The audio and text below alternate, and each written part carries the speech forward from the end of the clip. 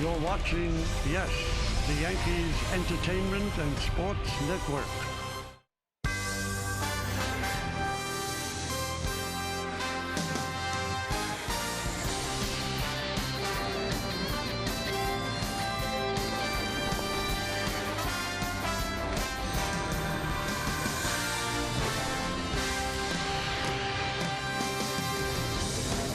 Well, the Yankees are hoping for smooth sailing tonight on the second stop on their westward swing.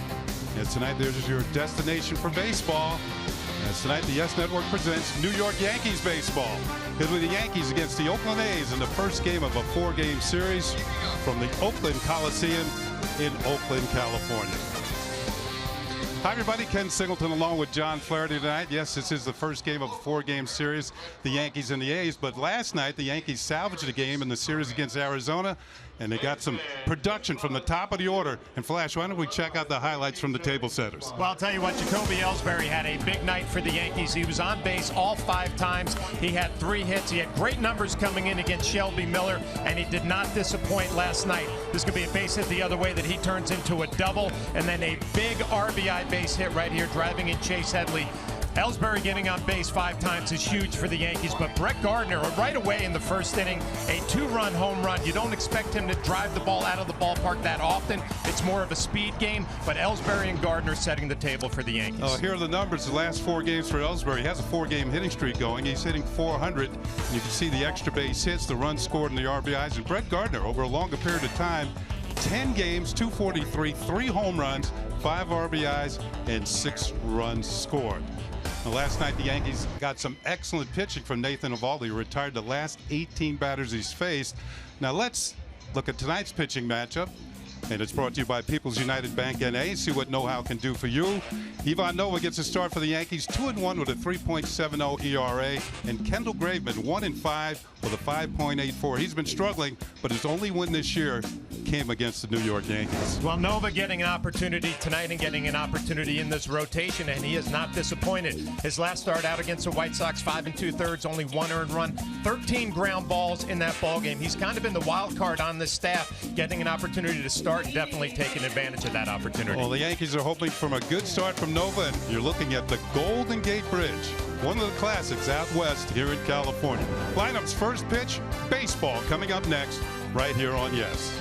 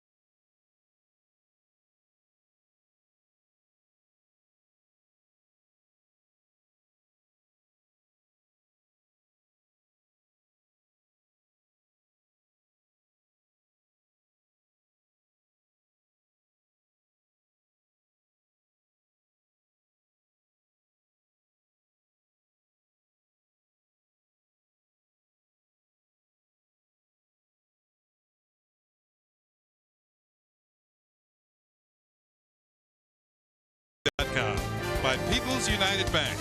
Know your cash flow with mobile cash management. And by your Tri-Honda dealers. Hurry to your local Tri-Honda dealer for great deals on the 2016 models. Now, Flash, years ago, that's a place you wanted to stay away from. But now it's a national monument. Alcatraz in San Francisco Bay.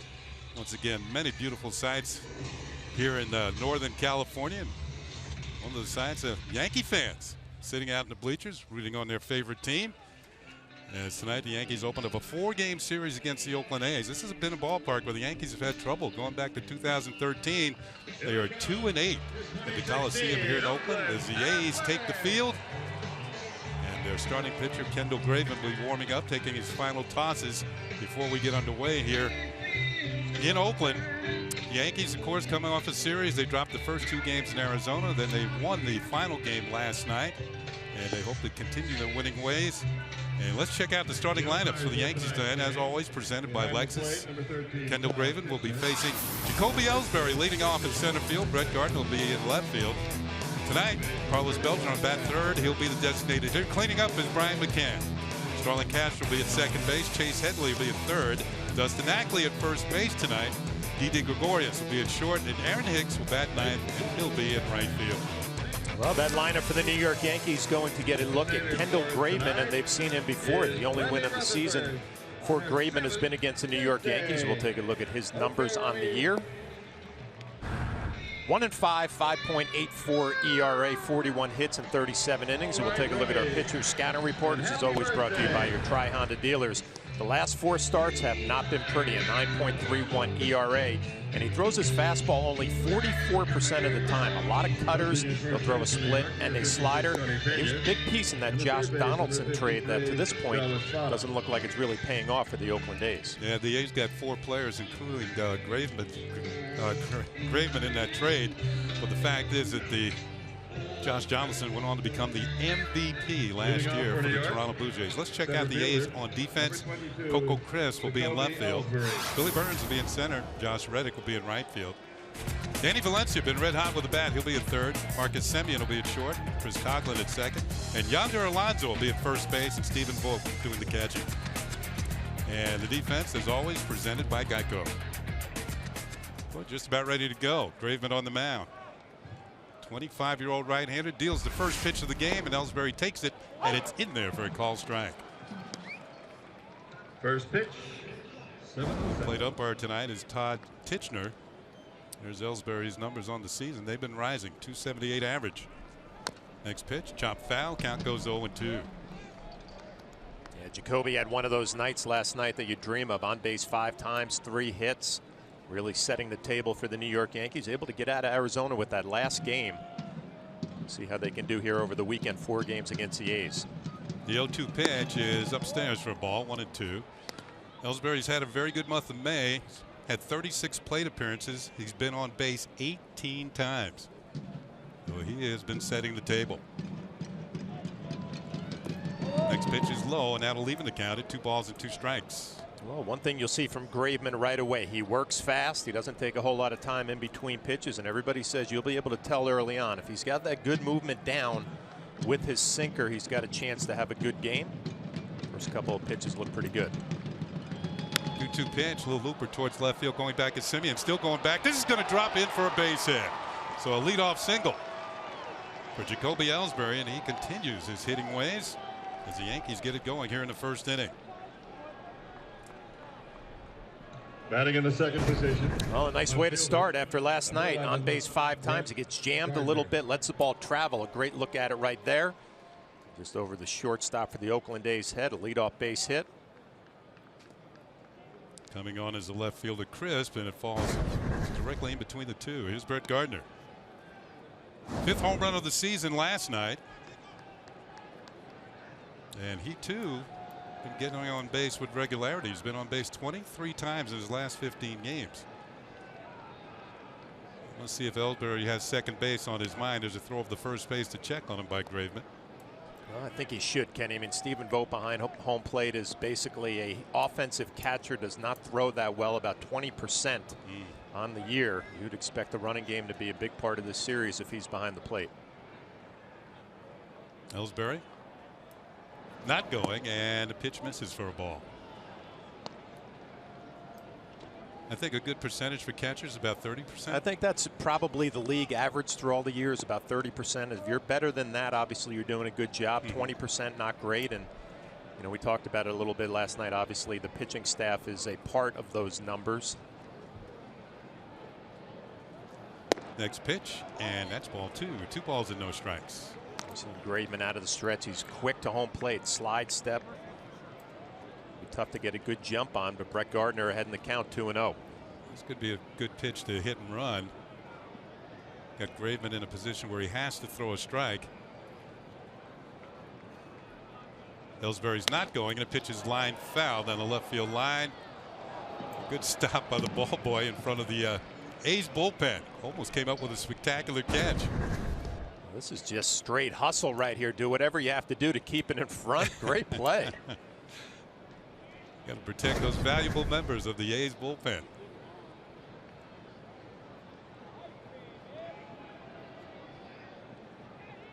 Two balls on a strike on Brett Gardner. We're just underway here in Oakland. Ellsbury at first with a leadoff single. Next pitch, that is a strike, and the count evens at 2 balls and 2 strikes. Well, there's that cutter, and that's been a big pitch for Graveman. Throws it about 30% of the time, backdoors it to lefties. When you have that sinker and then you bring a cutter to that backdoor corner, that's where his success is going to be.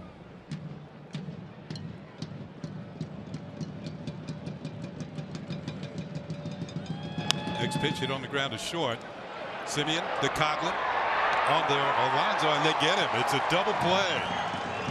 Tough to double up Brett Gardner. He's called out at first, but he wants to stay on the bag. He thinks he's safe. We'll see if the Yankees are going to challenge this call at first base. I think they have a pretty good argument. Looks like Brett Gardner got in there. I think they do. Now the first base umpire is Bill Miller. He calls him out, but Gardner thought all along that he was safe, and the Yankees are going to challenge this one. So the Yankees are hoping it's just 1 out and 1 on, as opposed to 2 outs and nobody on here in the first inning. Although it looks like it's not going to be a double play, Bob Melvin, the manager of the Oakland A's, has to be happy with that anyway. A ground ball. That's what Graveman is all about. You talk about Graveman and the way he struggled. We take another look, and it does appear the ball was not in the back of the glove by the time the left foot hit the bag. But we'll see if this one is going to be reversed in the Yankees' favor, and it looks like they're going to have a decision pretty quickly. And he is safe at first base, so the challenge works for the Yankees. And Gardner all along did not leave first base. He kind of felt that he was safe all along. So he's there with 1 out. Fielder's choice. As Ellsbury is erased 6-4. And I'll bring up Carlos Beltran. Let's see how that plays out, Kenny. I mean, we talked about Graveman and his numbers, his last 4 starts and over 9 ERA. Chopped foul at home plate. And for a young kid, you think you have that 6-4-3 double play. Sometimes it's a little deflating mentally. We'll see if he can rebound. You know, the thing about it, Flash, you go back even further with Graveman the last year. He's 1-10 in his last 15 starts. So, you know, he's thinking the pressure's on. He's got to win a few games here. He might be coming out of rotation. Gardner with a decent lead over at first base, and he's going to draw some attention. Gets back.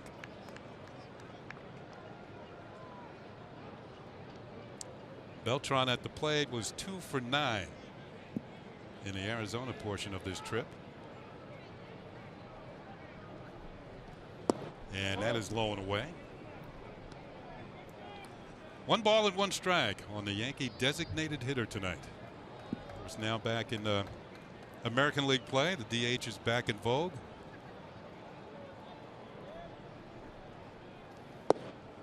Strike 2 call.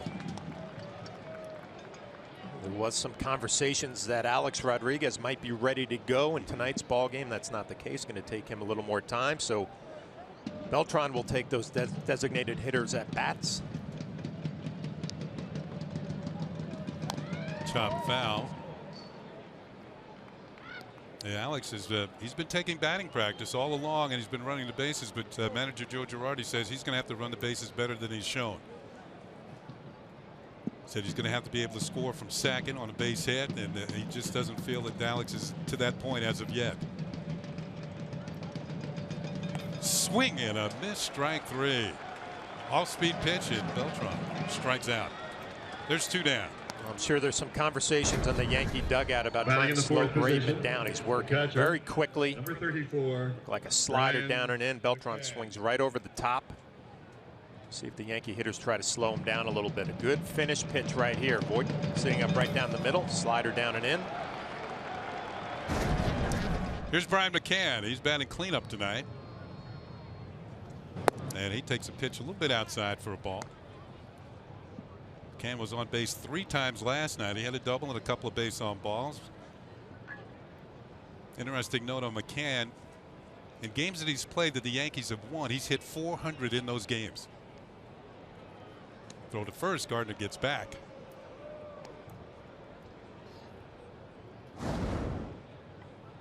They have the shift on with McCann at the plate. Only one man on the left side of second base.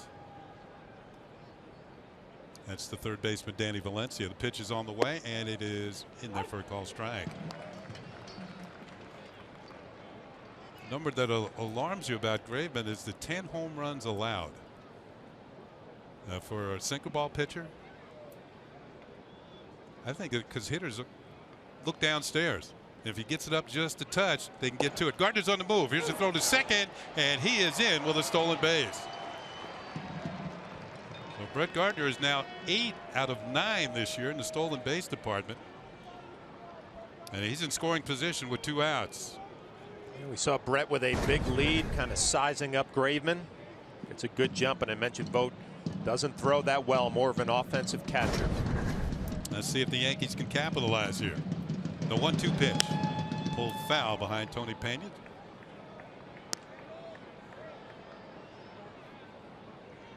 He's a happy young man.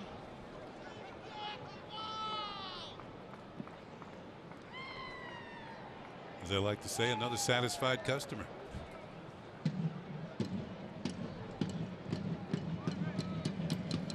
McCann takes call. Strike 3. He's caught looking. Graveman picks up a couple of strikeouts. Gardner is stranded at second. It's on to the bottom of the first inning.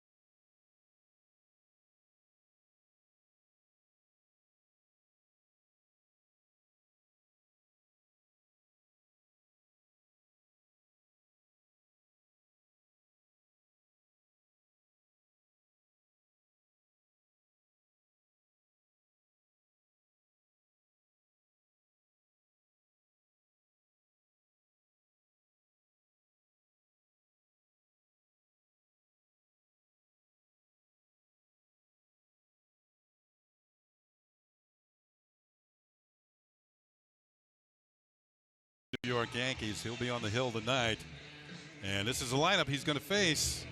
Right at the very top for the Oakland A's, it's the veteran Coco Chris. He'll lead it off in left field. Billy Burns, the speedster, will be in center. Josh Reddick having a good year. He's in right field. Danny Valencia has been red hot lately.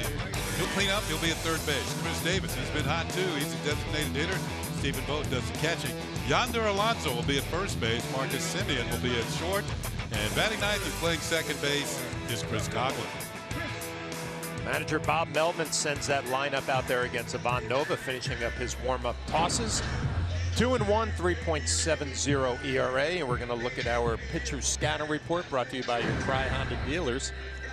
He's taking advantage of an opportunity in the rotation. 1-0 with a 1.74 in 2 starts, and his last time out, 13 ground ball outs, tells you all you need to know about that sinker against the White Sox, and doing a great job with runners in scoring position. A 182 batting average against. 1-0 in his career against the Oakland A's. And here we said the veteran coming up, 12-year veteran Coco Chris leading off of the A's. Nova's first pitch is in there for a call strike. Coco Chris, this is the final year of a 5-year contract. Earlier this year, he stole his 300th career base. Yankees are hoping to keep him off base tonight. Here's the next pitch, and it's low. 1-1 on Crisp. Switch hitting left fielder. Crisp has been around with Cleveland, Boston, Kansas City, and now Oakland. Only played in 44 games last year because of injury. And he swings, line drive. And Ackley has it, steps on the bag, and there's one out. And we just saw Ackley at first base with a nice play. Let's check out the Yankees on defense, brought to you by Geico. In left, it's Gardner. In center, it's Ellsbury. And right, it's Hicks. Headley, Gregorius, Castro. You saw Ackley at first, and Brian McCann doing the catching for Ivan Nova. Coming right at you, or right at Ackley. It was a short hop, so he did have to step on the bag. And it brings up another speedster, Billy Burns. It was just 3 for his last 21. That's over a 5-game period. And a curveball hangs high and away for ball 1. If you talk about the Oakland A's, they're probably middle of the pack offensively. Don't do anything great. They hit some home runs, steal a few bases. Not that high on base percentage team that we remember from the past. Line drive towards the middle. Gregorius has it on one hop. Throws the first just in time to get Burns. Let's look at the game time weather presented by Bigelow Tea. And it's a very nice night here in Oakland, California. As we look at the numbers, 61 degrees, humidity 56%, the wind at 21 miles per hour. The forecast is mostly cloudy. I'd feel a little cooler than that for us, Flash. We just came from Phoenix. See, not much happening with the wind there. 2 outs, and here's Josh Reddick, and he'll take one high and away for a ball.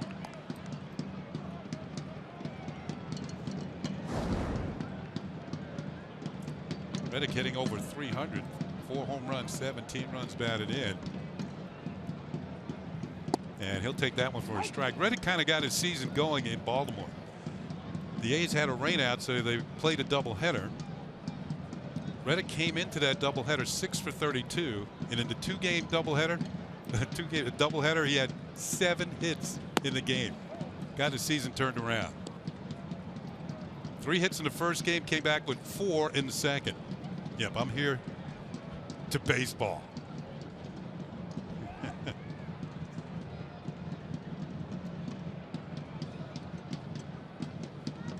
The 2-1 pitch, and that is a breaking ball in there for a called strike, and it's 2-2. Reddick working on a 4-game hitting streak. You can see what he's done over his last 24 games, 375. That includes that doubleheader in Baltimore. Here's the pitch on the way, and he just got a piece of it. I can't remember. How many most hits you ever had in a doubleheader, Flash? 2.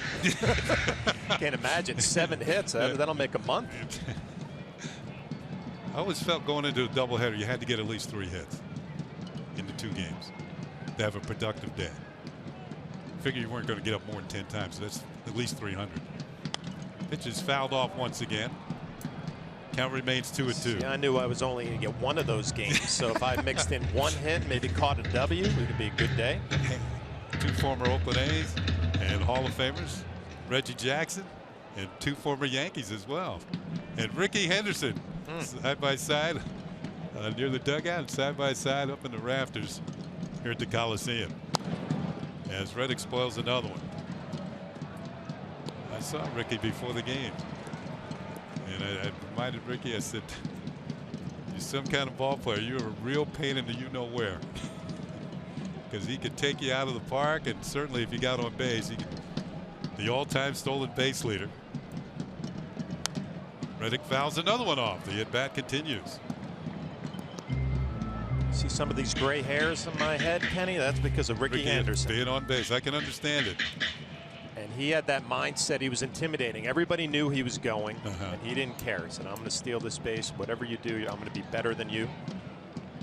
And of course, Mr. October. When you have a month named after you, that means you're a pretty good player. Pitch is on the way, and check swing. Did he go around? No.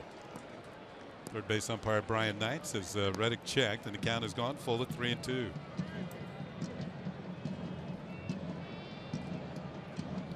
Tenth pitch coming up next. As Reddick is really lengthened this at bat, made Nova work. Here's the payoff pitch. And he hits it hard on the ground, but it's right at Headley. Straightens, throws, and that's it. 3 ground ball outs. That's a good sign for Ivan Nova. No score at the end of 1. We'll be right back with inning number 2.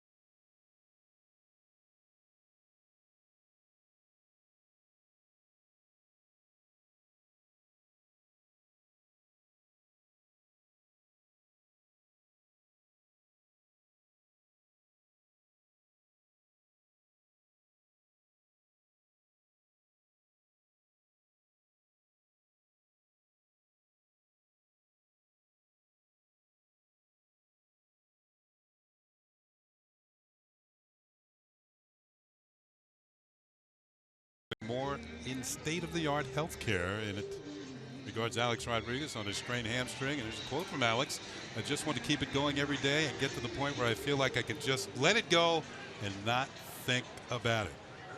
So A-Rod's been running prior to just about every ball game. He's been taking batting practice, sitting on the bench, cheering on his teammates, but not quite ready to get back into the lineup. Starlin Castro is going to lead it off for the Yankees here in the second. And the first pitch is in there for a strike, and Meredith Marakovitz has more on Alex. Well, Kenny, the hope was originally that he would be okay today when he's eligible to come off the DL. Obviously, that didn't happen, and then Joe Girardi kind of threw out there Saturday, or at least during this series. But now that kind of seems like it's a long shot as well. You mentioned Alex was running earlier. He was out there. He did lightly run the bases today. That was the first time he went around the bases, but still not going anywhere close to 100%. And while we know he's never going to beat Jacoby Ellsbury in a foot race, the Yankees aren't asking him to, but they don't want him to be a liability on the bases, and they don't want him to injure himself further. So Joe Girardi is going to need to see a little bit more before they feel comfortable bringing him off the DL. Well, certainly when he comes back, they don't want him to be right. They don't want him to re-injure that hamstring. Hamstrings can be very, very tricky. Batting in the 6th position. Starlin Castro is grounded out to short, so there's 1 down. It'll bring up Chase Headley. And Headley's been on somewhat of a streak of late. He's reached safely in 9 consecutive games.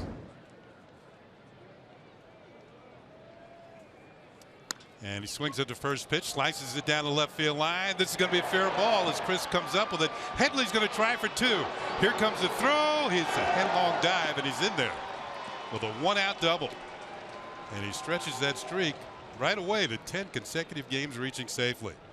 Well, a lot to like about this from Headley. You get a fastball elevated out over the plate, and you just stay inside and slap it the other way. Coco Crisp, who's been more of a speedster throughout his career, doesn't have a great throwing arm. Headley head first in the second base. Crisp actually does a nice job fielding this ball, but momentum taking him away from second. Doesn't have a whole lot on the throw. So Headley at second with 1 out. Here's Dustin Ackley, who will take a pitch for a call strike from Graveman.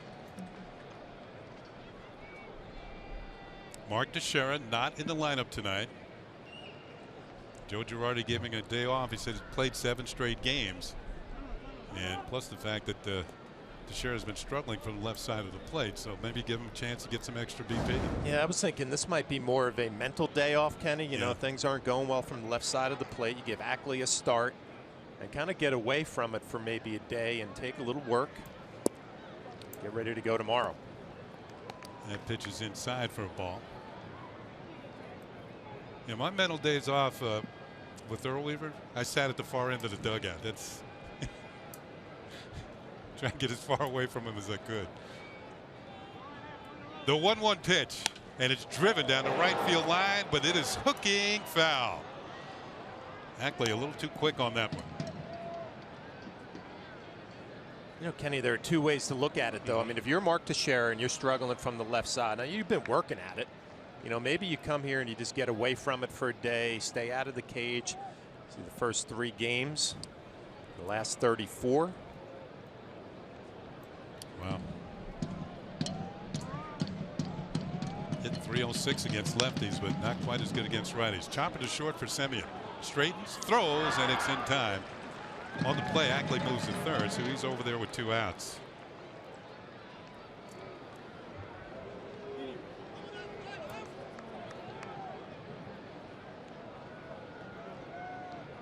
Batting in the 8th position, shortstop, number 18, Didi Gregorius.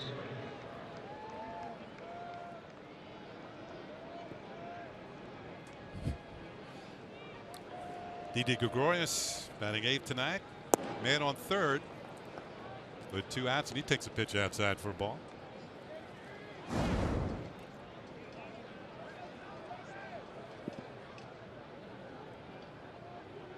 Didi went 3 for 12 at Chase Field in Arizona. Takes a pitch outside, ball 2. 2 balls and no strikes. No shift with Didi at the plate.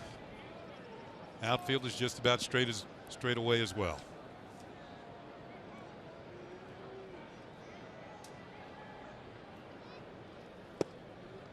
That one hits the outside corner, 2-1. Looked like Didi didn't agree with the call. One thing we've noticed from Didi lately is hitting the ball well to the opposite field, and that's borderline.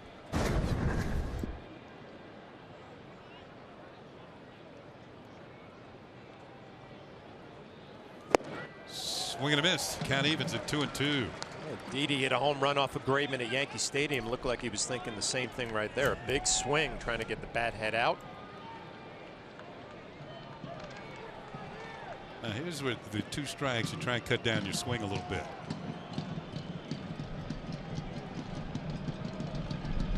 Two pitch on the way. Swing and a miss on a slider, and that'll do it. The Yankees leave Headley at third. At the end of 1.5, there's no score here in Oakland.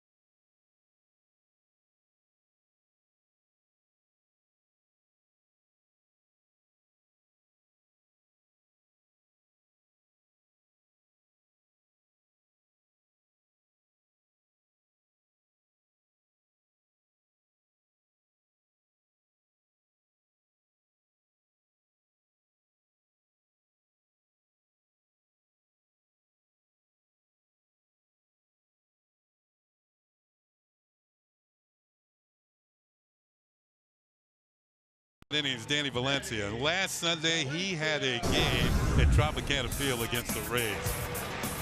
When you watch these swings, he had 3 home runs, but the one thing I noticed right away, kind of getting coiled up on that back leg, Kenny. I think that's a little mechanical adjustment that he has made, and obviously it paid dividends against the Tampa Bay Rays. All 3 of those home runs went over 425 feet. And his last 6 games, Flash, he's hit 6 home runs. He was on the DL earlier this month.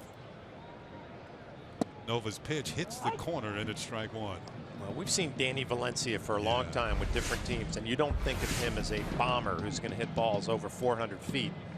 When you watch him get ready, you watch that front side kind of coils up on the back leg. And drives one to left field, but Gardner's going to have a play on this one. And he makes the catch, and there's one out. And also over the years, he had a reputation of being able to hit lefties and was a platoon player. Yeah. But now here in Oakland, he's playing all the time. Batting in the 5th position, designated hitter. We're going to take a look at our Jeep A's team, or I'm sorry, the Jeep scouting report on Chris Davis. The month of May was outstanding. 9 home runs, 20 RBIs, and he had 27 home runs last year with the Milwaukee Brewers, so this is no fluke. And a steal of a deal as the Oakland A's gave up 2 minor leaguers for him. Obviously early to see who the winner in that trade would be, but pretty good return for the Oakland A's. Yep.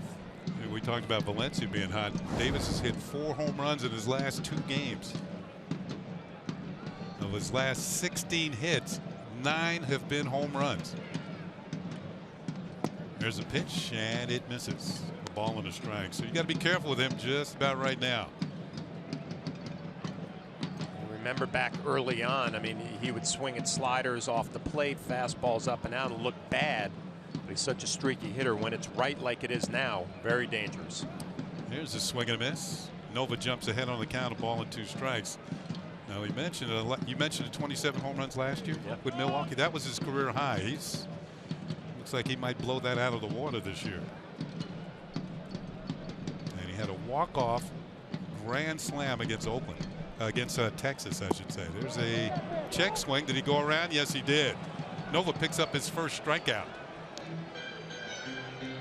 As Chris Davis is headed back to the bench. We're going to look at our A's team scouting report brought to you by Mohegan Sun. Unlimited possibilities await you at Mohegan Sun. Plan your trip at mohegansun.com. And pretty much middle of the pack offensively, but down at the bottom pitching staff, and they do not do a good job fielding the baseball. But all that being said, they've won 4 in a row, so they're a hot team. And their pitcher's ERA in this park is a whole lot better than it is on the road. 3.63 at home. Stephen Vogt takes a pitch for a call strike.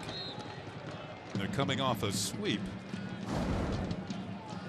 And they hadn't had a sweep in 40 consecutive home series. And that goes back a while to 2014.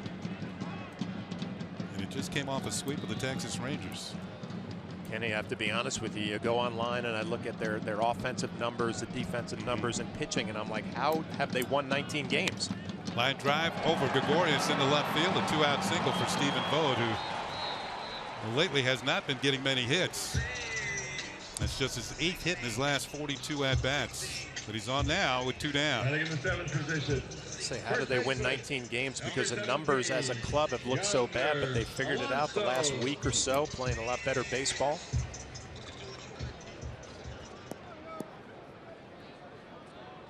A lot of it's been because they've been hitting a lot of home runs lately.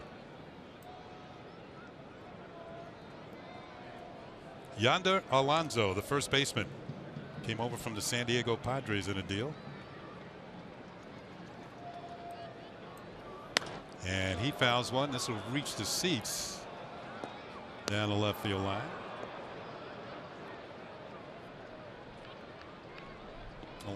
Alonso's been productive lately.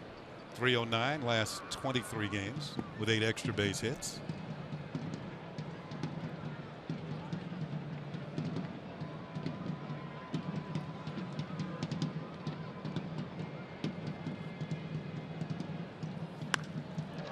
This is hitting the air to left field. It's going to chase Gardner back. Still going back. Reaches up and makes the catch. Brett Gardner showing off his speed in left field and his range. He hauls that one in, robbing Alonso of a hit and a possible run batted in. At the end of 2 here in Oakland, as Gardner runs this down, there's no score.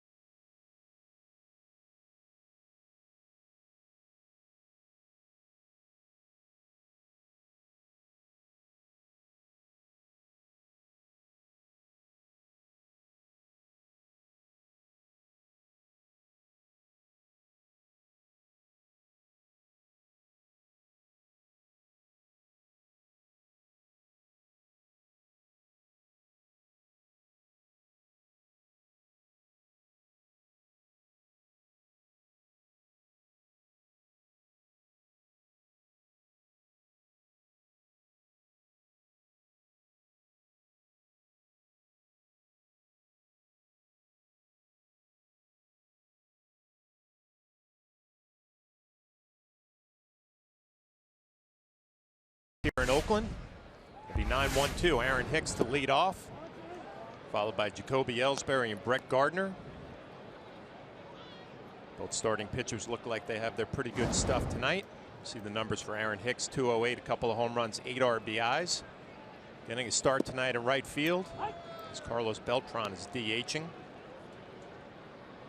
Hicks did not start last night in Arizona. Came into the game defensively, went 0 for 1. He's only faced Graveman a couple of times, does not have a hit. Be a ground ball to short, Semien up. Over to Alonso, close play, and Tony Pena looks like they want to maybe look at this again. Yeah, Tony signaled right away to Joe Girardi that take a look at this one. Semien, who has been so good at shortstop after a tough year last year, looks to me like they got him. Yeah, I don't think they're going to challenge this one. You were mentioning Semien. He led the majors in errors last year with 35 errors. And this year, he's only made 2. And I talked to Ron Washington, who's built Gold Glove winners in the past. Well, he broke this kid down and built him back up. So the question is Ron Washington that good? You know what? Look at Eric Chavez. Former Yankee and former A. 6 Gold Gloves for Eric Chavez. And Ron Washington, in fact, Chavez was so appreciative he gave one of the Gold Gloves to Ron Washington. Graveman quickly ahead, 0-2. I guess this goes back to last year, Kenny, because Semien only made 7 errors in the second half last year. Yeah. And you remember Ron Washington came over and started working with him last year, and obviously great results. Ellsbury caught looking. That'll be the 4th strikeout for Graveman. Now Washington, they were working on a drill before the game with Semien, and I was watching it. He has a pad instead of a glove. Gardner. And the first 6 or 7 ground balls to him, he catches the ball on the pad. In other words, the whole idea is just to stop the ball. Then he takes it, throws to the second baseman or whatever, and then he puts his glove on, and he tries just to stop the ball. He doesn't want the ball to go deep into his glove. Just wants to stop it, transfer, and throw. In Washington, it says it's like a dance step. 1, 2, 3. 2 down will be Brett Gardner. Of course, Washington, the former manager of the Texas Rangers, took them to the World Series a couple of years, and I asked him if he wanted to get back in that seat, and he said definitely. He didn't even hesitate, right? Didn't hesitate. He wants to manage again.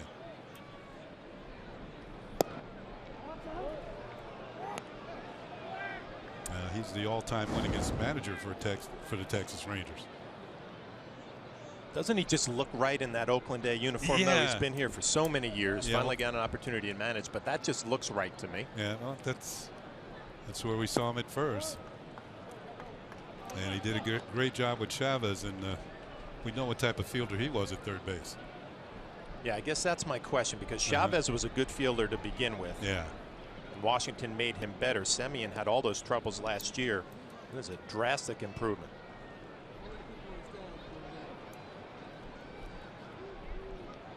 He said it's like a project. You have to start all over, like a Lego set. Just got to build them up. The 3-0 to Gardner. Brett grounded out his first at bat, stole a base. Reached on a fielder's choice. So Gardner hit that home run last night in Arizona. It's a good pitch to turn on if he gets what he likes here. Whoa, boy. Shows a bunt, but it's going to be low. Ball 4. I'm thinking about home run there. First walk for Graveman. Now batting, number 36, Carlos. As you can see, that's a little bit low, and Gardner, who already has a stolen base in this game, is now at first base. He and Ellsbury both stealing with more regularity of late, and as you mentioned, both not known as a strong thrower. And that's ball 1. Boat's going to go out and have another conversation. Do you think the catchers who are not strong throwers have a tendency to call more fastballs? I think the bad catchers that don't throw well call more fastballs. Okay, I see what you mean. The focus should be, you have 2 outs right here. Your focus should be on Carlos Beltran and not Brett Gardner. Even if he gets himself in the scoring position, you got to take care of Beltran.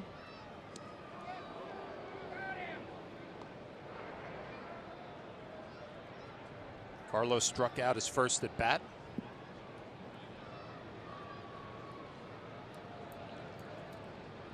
.45 pitches for Graveman. Another throw over. That was a little closer.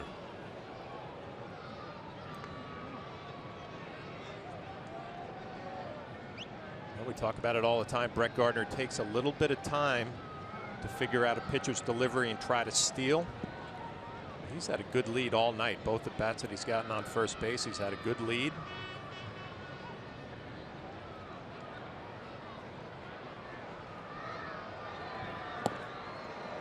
Swing and a miss.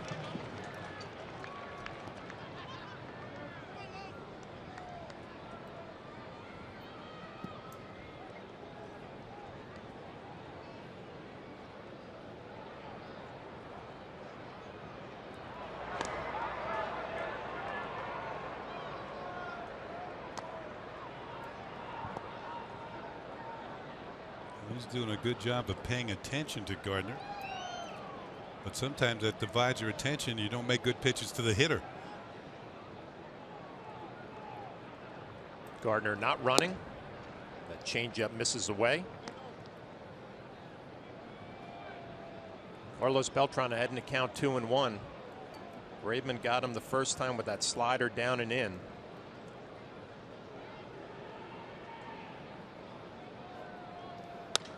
Slapped the other way. It's going to be a fair ball down the line. Gardner around second. He's going to go to third.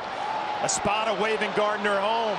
Crisp with the throw in. It's not going to be nearly in time. A nice job of hitting by Carlos Beltran, going the other way with 2 outs, and the Yankees take the lead 1-0. Well, when you hit a ball like that, you want either one of 2 guys at first base. Brett Gardner's one of them. Jacoby Ellsbury would be the other, because they have a good chance of scoring, especially with 2 outs off with the crack of the bat. Coco Crisp trying to get to the corner as quickly as he can.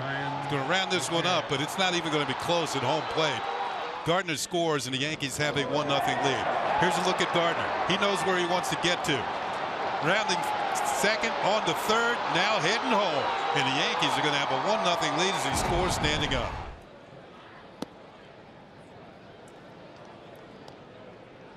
The Yankees on the board. That'll bring up Brian McCann, who struck out his first at bat.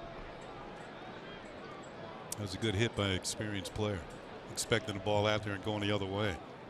I brought up the fact that they got him with the slider down and in. I thought he might be looking for the ball in, Kenny, but you're right. Just stayed out over the plate, drive it the other way. 8th double of the year and an RBI, his 20th of the season for Beltran.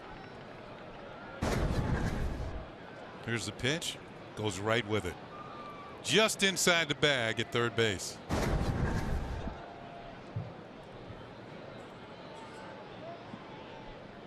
So McCann ahead in the count 2-0. The Oakland A's, with pretty much everybody else employing the shift against McCann. 3 infielders on the right side.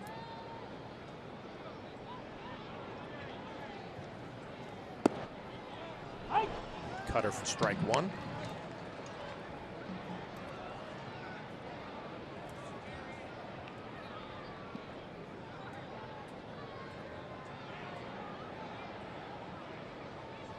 Well, the Yankees have gotten 1 2-out hit. Can they get another one?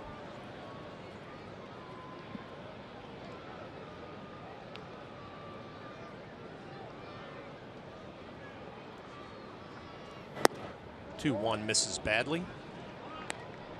Brian McCann has 54 home runs as a Yankee. 39 of those have come at Yankee Stadium. This is not a good ballpark to hit the ball out at night. During the day, it carries so much better. Yeah, you especially want to stay away from center field. Ball doesn't carry in that area. This ball's hit well to right field. Reddick is there, and he drops it. Looked like it had a little topspin. Carlos Beltran at second base was not running.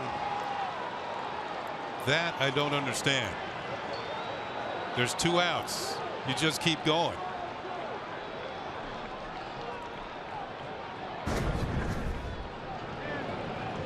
There's the crack of the bat. Beltran, I think he believes it's good. He doesn't know how many outs there are. That's why he was headed back to second. He might have thought there was just one out. There's 2 outs. And he can only go as far as third base. Starlin Castro. You think the topspin got him, Kenny, or maybe the lights? It's maybe a combination of both.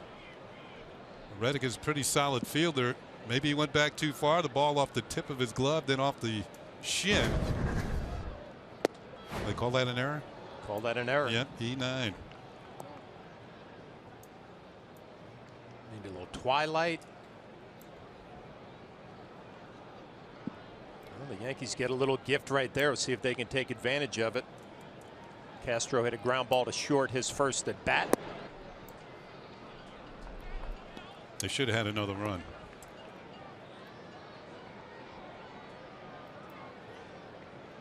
So it's hard to say who got the break on that play, the Yankees or the A's.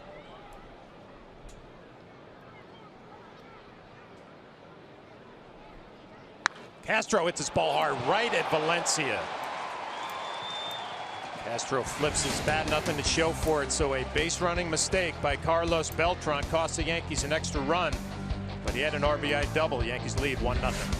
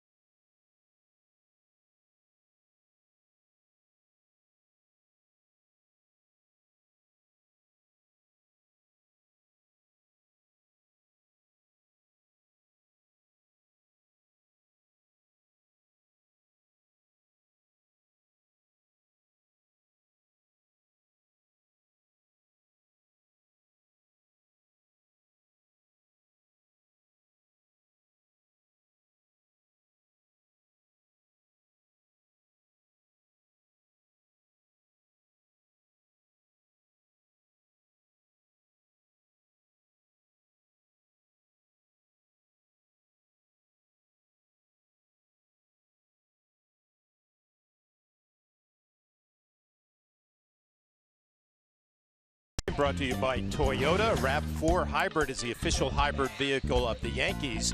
Which major league team do you think has the biggest need for a new ballpark and why?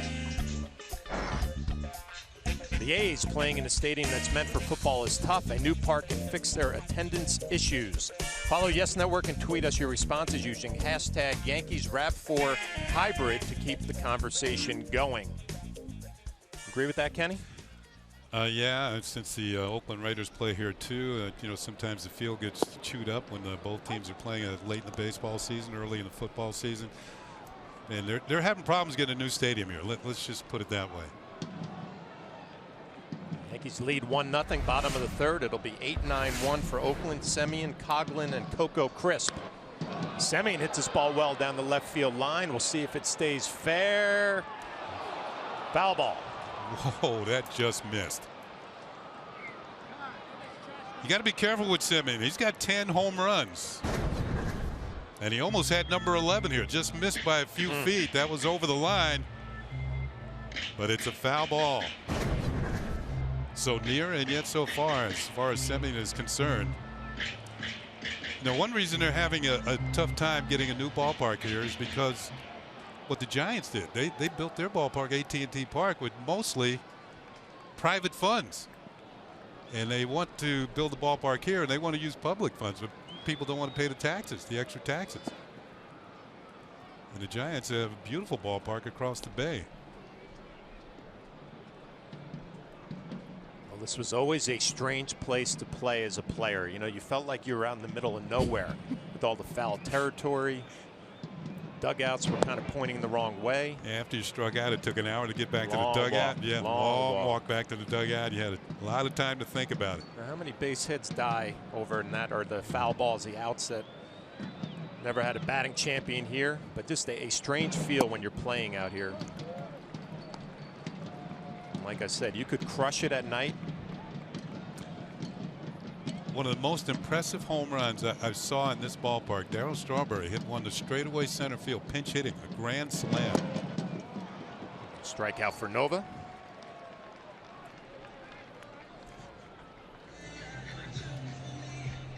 Take a look at the resume. Opened in 1966. First baseball game, April 17, 1968.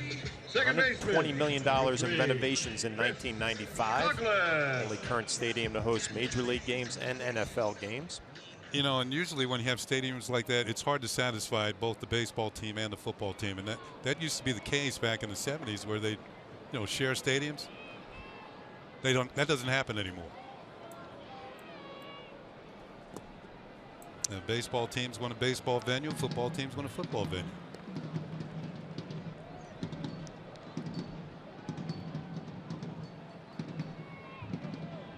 With one down on to be Chris Coughlin. It's a ground ball right back up the middle. Gregorius is there. Easy play. 2 down. Did you see Nova reach for the ball and then bring his hand back? That ball was hit pretty hard. And I think he knew where his infielders were positioned. And Gregorius is right there. Coughlin stings this one a little bit. Oh, no, not this time. He lets it go and lets Gregorius make the play.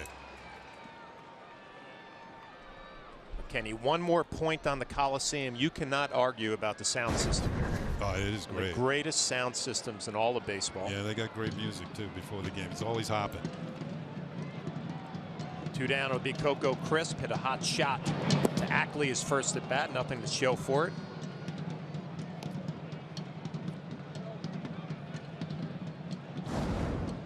So Nova, just like his last outing against the Chicago White Sox, getting some ground balls. Pitch count in great shape at 34 with 2 outs here in the 3rd inning. And when I used to play, Roy Steele was the PA announcer. And he had one of the deepest bass voices. And when you came up to play the announce your name, you felt like you were the best player in baseball.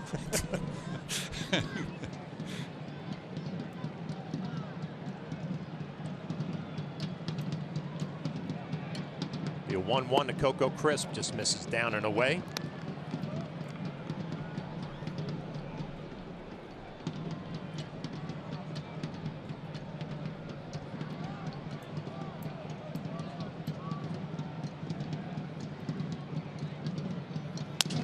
Another ground ball for Nova, right back to him. An easy 1-2-3 shutdown inning for Ivan Nova. So getting plenty of ground balls like he did his last time out against Chicago. Yankees lead 1-0.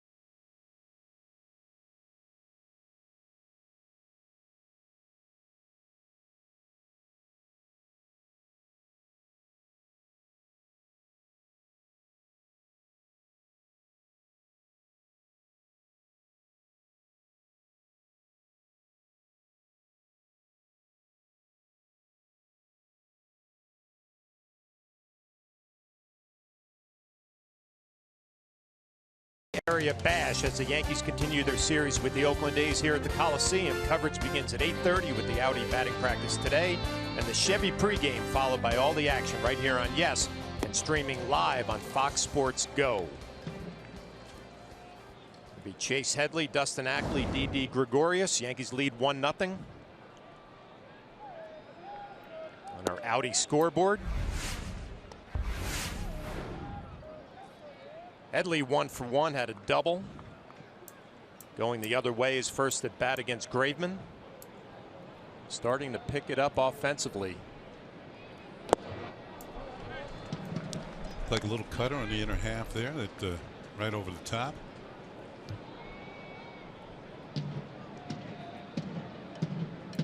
Graveman heading to count 1 and 2. Looks like he's going back inside. Misses up and away. Yeah, with a cutter. And Batman's here.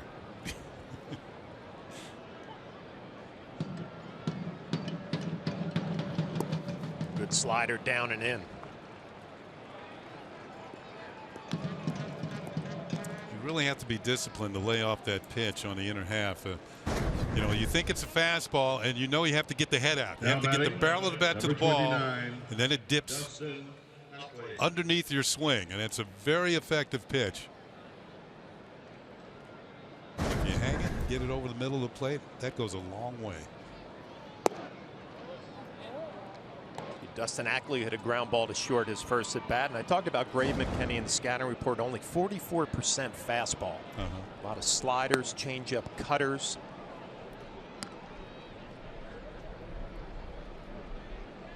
Well, the A's have been scoring a lot lately, but they've been giving it up a lot as well. They've allowed 73 runs in their last 10 games.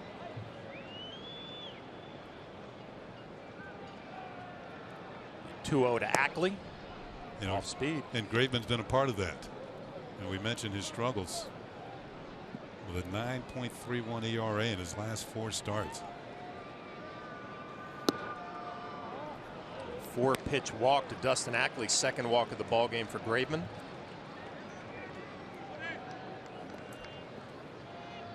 Now batting, number 18, Didi Gregorius.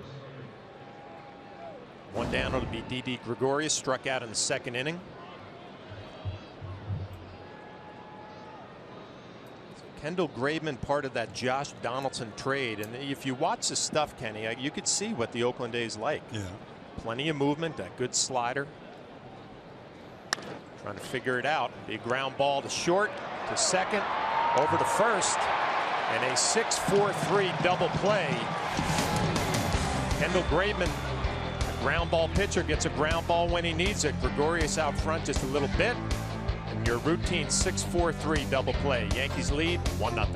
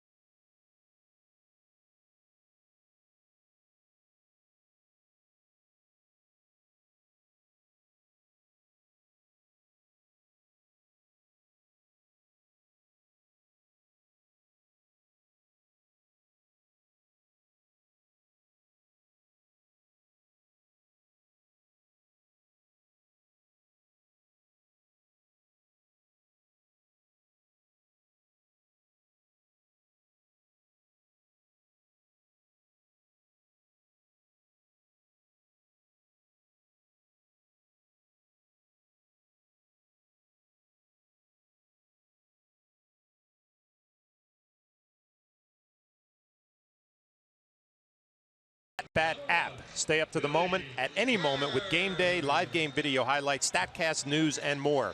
Download MLB.com at Bat, the #1 app for live baseball on your phone or your tablet.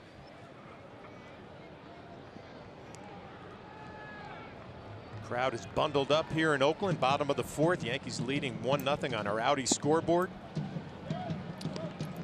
Well, Billy Burns, with his speed, is going to draw the Yankees in on the corners with Headley at third on the grass and Ackley even with the bag at first base.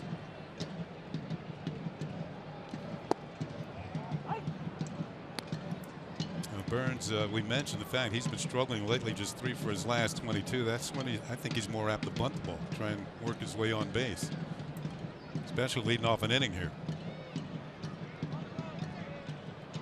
Be a 1-1 from Nova, right back up the middle. Gregorius is there. Nice play, strong throw, 1 down. Second time that Burns has grounded out to Gregorius. This one he hit sharply. You notice, watch how low Gregorius keeps his glove. Keeps the glove down low. You can always bring the glove up on a hop, but it's hard to go down and stab at the ball. So nice play, very smoothly done by Didi Gregorius at shortstop. That's how you do it, kids. And for your older folks out there in those softball leagues. 1 down would be Josh Reddick. Takes strike 1. Kenny, we got to talk about Ivan Nova. This guy's making a case to have a spot in that rotation. His 3rd start. He's thrown the ball well. CC Sabathia coming back tomorrow night. You can make an argument they might be your 2 best pitchers right now. I don't know after Eovaldi's effort last night. That's a good point. Yeah. He was awesome, to say the least. Allowed just 1 hit. But isn't this what you love to see? There's Eovaldi who can enjoy what he did last night. Yankees pick up a win. This ball's hit well to right field by Reddick. Hicks going back. Going to be up off the wall. That's going to be a home run. So Josh Reddick with the high batting average this year. Now he just adds another home run. That's going to be his 5th of the year. We're all tied up here in Oakland. Right when I start praising Ivan Nova, he hangs a curveball and ends up just over that yellow stripe on the right field wall. Yeah, the A's have been hitting home runs lately. Yeah, this one hung down and in, put his ace swing on it, and now he's hitting 5 straight games. The A's have now hit 15 homers in their last 7 games. This game's not over. This is the 7th game. So this is how they've been scoring lately. Big part of that home run barrage has been Danny Valencia. He had a fly ball to left field his first at bat. Kind of wonder if Valencia's kind of found a home here. He's been with Minnesota, Boston, Baltimore, Kansas City, and now Oakland. It's this ball hard in left field. But Kenny, I've never seen him load up the way he's loading up now mechanically. It looks like he's got everything on his back leg. He's found something here in Oakland. Mike Aldretti, first base coach, and you can see him as Flash said. You see the weight shift, first back, and then threw the ball. And he got the foot down in time, and that was a solid line drive single to left field. Yeah, he looks like he's right on time now, Flash. Yep. Here comes another dangerous hitter, Chris Davis. He struck out his first at bat. And a totally different hitting approach from Valencia. Valencia loads up on the back leg. You watch Chris Davis almost like a statue, standing still and lets it fly. Ground ball to Headley, over to Castro, over to Ackley. Nova gives up a solo home run and a rocket to left field, but he comes back with a 5-4-3 double play. We're all tied up here in Oakland, 1-1.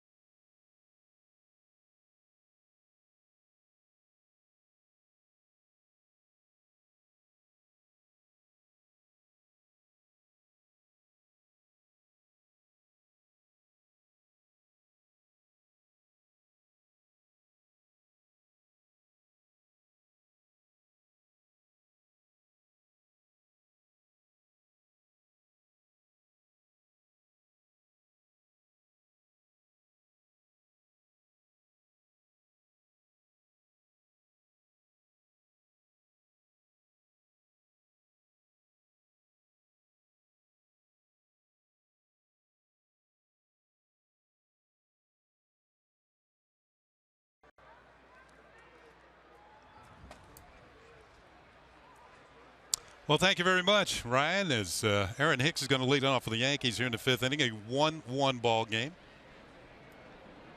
And that's on our Cadillac scoreboard. First pitch is swung on, grounded to second for Coughlin, who straightens up and throws him out. 1 pitch and 1 out for the Yankees here in the 5th inning. Well, the bottom of the 4th inning, Chase Headley, a nice double play, pitcher's best friend. We're going to take a look at it on Yes Mo, brought to you by your Mercedes-Benz Tri-State dealers. Does a nice job charging it. He's aggressive, comes up with it clean. And then the play is easy from there as he delivers a nice throw to Castro over to Ackley. 5-4-3. Yeah, he came up with a tough hop. There it is, and made the accurate throw, throwing on the run, and Castro turns it over. Here's Ellsbury, fakes a bunt, takes a pitch outside from Graveman. Yankees 1, A's 1. We're in the 5th inning. Castro, the middleman on that double play. Ellsbury with 1 for 2 so far tonight. He singled and struck out. It was a swing and a miss.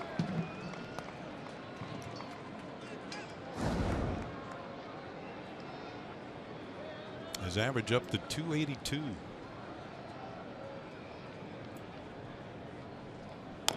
Little chopper foul. Tony Peña's going to handle this. Nope. Oh, sorry, Tony. Ball got between the wickets there.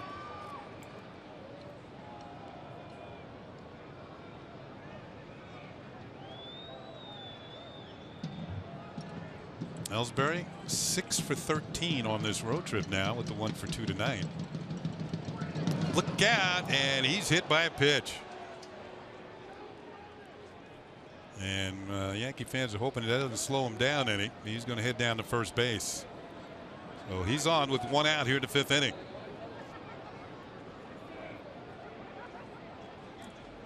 Like Graveman was trying to throw that down and in slider and yanked it a little bit. Yeah, we've seen it all night to the left-handed hitters. You're right, Kenny. Just that hand out in front just a little bit too much. Ellsbury on that right shin. Maybe just above the ankle there. So he's on with 1 out.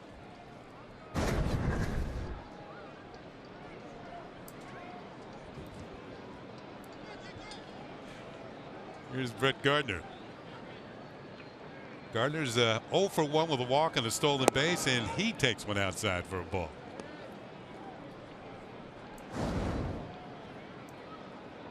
So Ellsbury on base the tough way, but he's been on base twice tonight.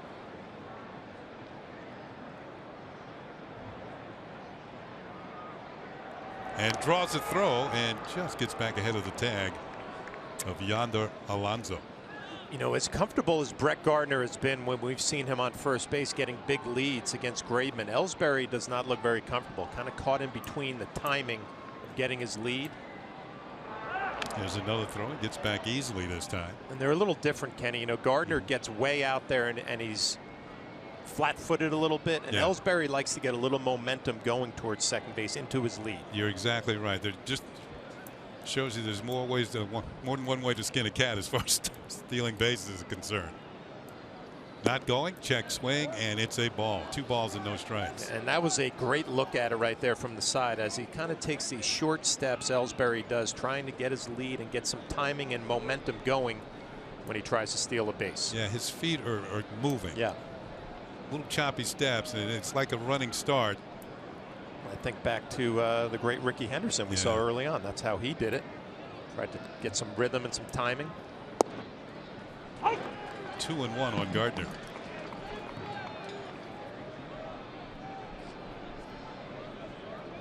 Different styles. 9 stolen bases for Ellsbury, 8 for Gardner. Ricky, of course, can appreciate the ability to steal bases, the all-time stolen base leader.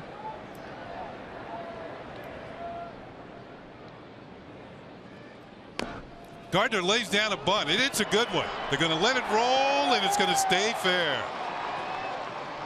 A bunt base hit for Brett Gardner. The table setters are on with 1 out. That was a beauty. Well, this is what Yankee fans were hoping for when you have Ellsbury and Gardner. Ellsbury hit by a pitch. Gardner lays down a perfect bunt. Valencia comes in. He knows he's not going to have Now any batting, play. The only hope was whether it was going to go 36, foul, and no Carlos chance of that. So Beltran, who drove in the Yankee run in the third inning with a double, drove home Brett Gardner from first base, has a chance to put the Yankees in the lead here in the fifth inning. 2 on, 1 out. Beltran 1 for 2 has struck out and had that run scoring double in the third. You know, Carlos would love to come through here again. A little base running mistake, not running with 2 outs, cost the Yankees a run. Ball 1 from Graveman.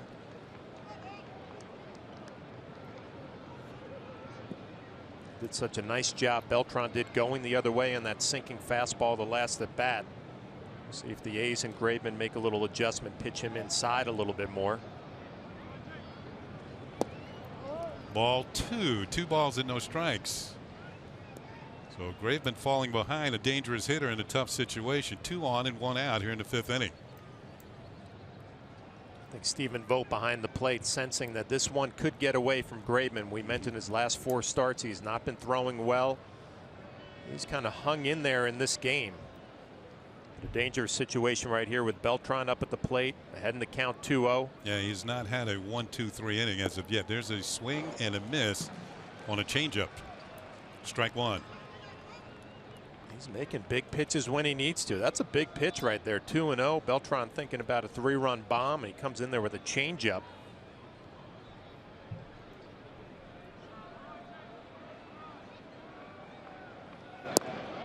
Three balls and a strike. Beltran even more so in the driver's seat here. On deck, Brian McCann.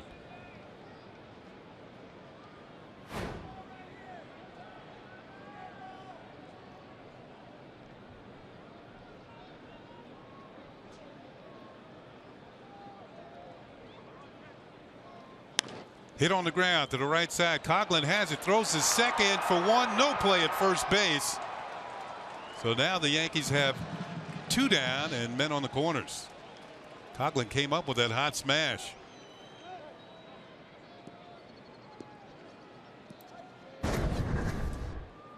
Take a look. Coughlin going to his left.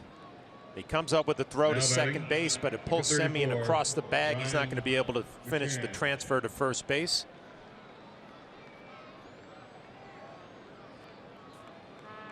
Coughlin's one of those versatile players. He's kind of played all over the field for these Oakland A's.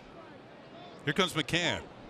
Yankees still with a run scoring opportunity here. Runners on the corners with 2 outs now.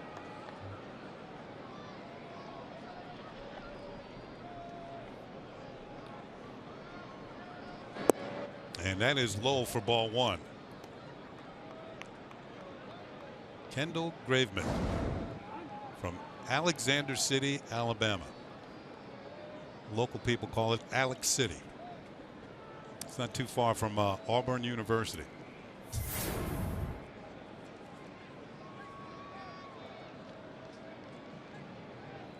Mississippi State. Yeah, he did. Always had a great baseball program there. You see Rafael Palmeiro? That's what I think. Will Clark and Palmeiro. Yeah. Bobby Thigpen, was he on that team? Jeff Brantley, major league pitcher, was on that, went to that school. McCann ahead, 2-0. Way outside, ball 3. 3 balls and no strikes. Think the Yankees turned him loose here? Oh, yeah. He hit the ball hard his last time to Reddick, who misplayed in right field, was an error. Okay. I'll go with you on that one. Yeah.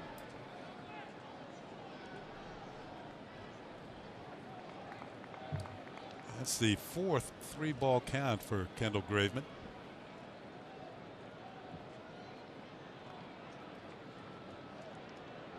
See if McCann gets what he wants here. The 3-0 pitch, and it's in there for a called strike. That looked like he was taking all the way. Joe Espada going to go through the signs.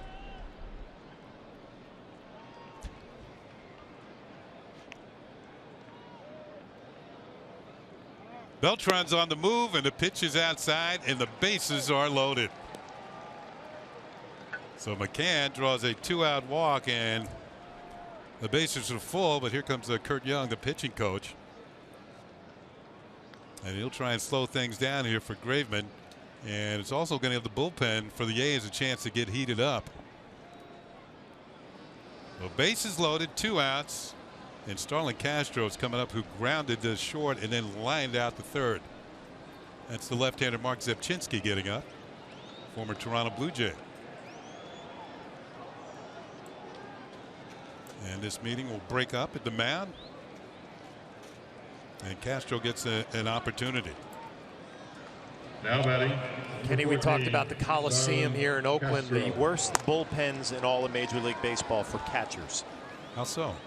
Well, if the ball gets past the catcher here, it's going to be rattling around in the corner, and everybody here in the Oakland Coliseum is going to be saying, who's that catching down there? Number 17? Flaherty let that ball go by? Instead of who's warming up. Yeah. Castro hits the ground ball to the left side. Semien has it, throws the second for the force on McCann, and Graveman gets out of a tough situation. The Yankees leave the bases loaded. They do not score.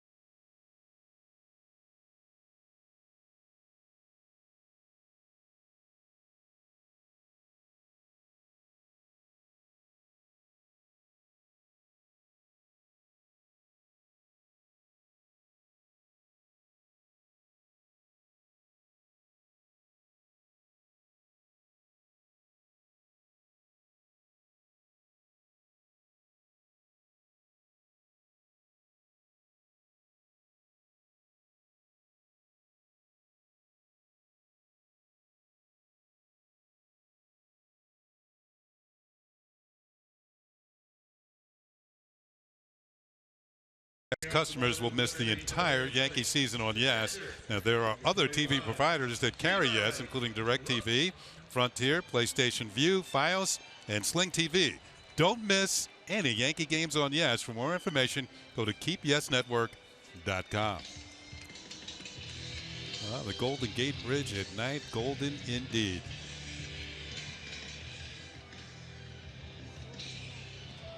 Ivanova working here in the bottom of the 5th inning on our Cadillac scoreboard. We are tied at 1.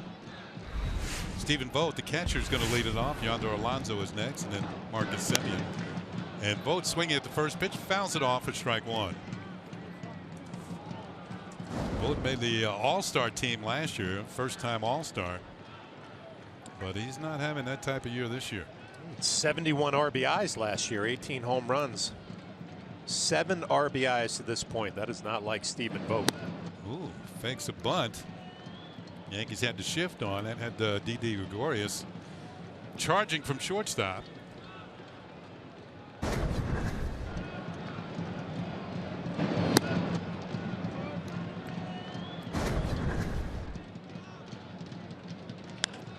Line drive, right field, base hit. Hanging curveball. And Vogt is now 2 for 2. You know, we're starting to see some of those curveballs roll a little bit. Nova's really had that good sinker, getting plenty of ground balls, but the Reddick home run was a curveball there, the line drive into right field. And just kind of rolls middle of the plate. Lefty hitter will take advantage of that. Leadoff single for Vogt. There's Larry Rothschild, Joe Girardi. You can see it's a little chilly here. They got their sweatshirts on. Here's Yonder Alonso, the first baseman. Swings at the first pitch. This could be 2. Castro to Gregorius for 1. On to Ackley. And it's a 4-6-3 double play.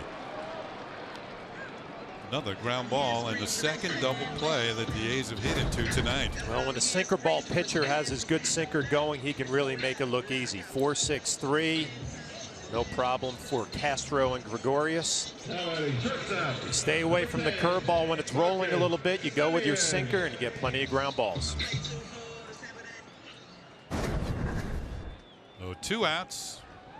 Nobody on. Bring up Marcus Semien, the shortstop, who struck out his first time. That one just off the corner for ball 1.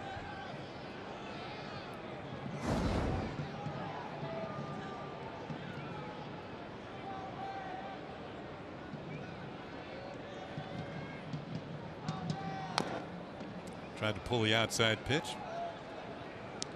You start thinking how valuable Semien could be to the Oakland A's organization now that he's figured it out defensively. The 10 home runs already. Power hitting shortstop.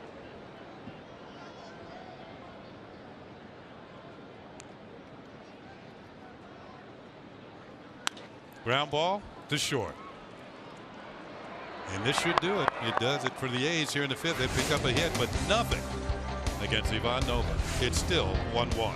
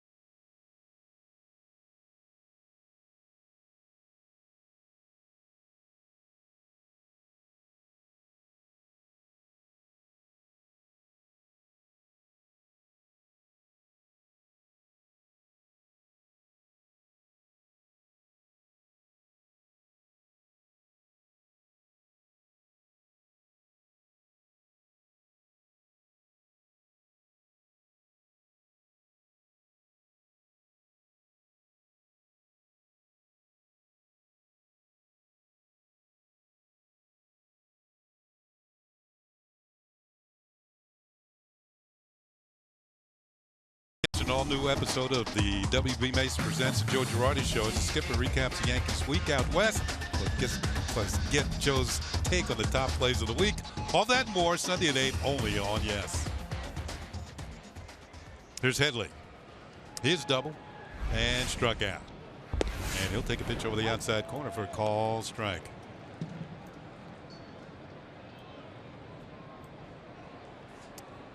Headley now 4 for 13 on this trip, and he takes one a little bit low, and it's 1-1. Headley, Ackley, and Gregorius for the Yankees here in the 6th inning in a 1-1 ball game.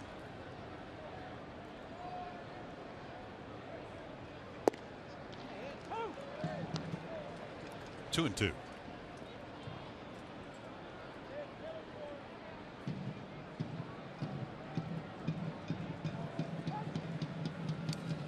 Headley steps out. One thing you should remember, the A's are the only team in the major leagues that's had no starter go more than 7 innings. The only team. 2-2 pitch is hit hard towards the gap, and it's going to get down for a base hit. As Burns cuts it off, it's going to hold Headley to a single, but he's on with a leadoff hit here in the 6th. Well, Chase Headley just keeps doing his thing. The batting average start to increase a little bit. Batting, number 29. And it looks like the A's bullpen is going to get up again here. 2 for 3 now for Headley tonight, a double and a single. And here's Ackley, who's grounded out and drawn a base on balls. Fakes a bunt, takes a pitch for a strike. I was actually thinking Joe Girardi maybe trying to play a little small ball here in the middle inning, 6th inning. It's like it's Zepchinski up again. Shouldn't take him long to warm up. He was up last inning.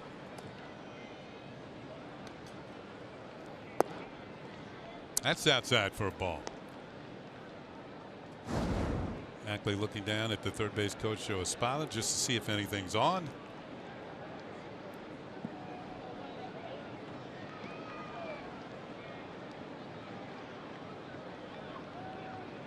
I was just about to say that Headley has stolen 3 bases this year without being caught. Yeah, I was just trying to think about this combination with Headley on first base, Ackley at the plate. Would it be a possible hit and run? You trust Ackley to put the ball in play? They got him picked off. And Headley is complaining about the move of Graveman, thinking that he might have balked. This will go down as a pickoff.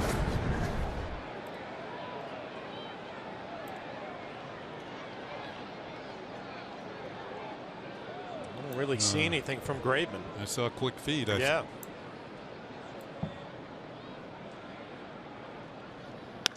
Ball is lined back through the middle for a base hit by Ackley. And he's now been on base a couple of times. You knew that was going to happen. Headley gets picked off. Next pitch, line drive right back up the middle. Now batting, number 18. Graveman had to skip some rope to get out of the way of that one. He's leaning towards second base. Yeah, he's out. Got him on the elbow. He's clearly complaining about the move. Saw something he didn't like. Gregorius is struck out and hit into a double play. And takes call, strike 1 here in the 6th inning. You can see Didi has that protection on the right ankle. Again, we're going to get another look at it. You look at Graveman and maybe that back leg.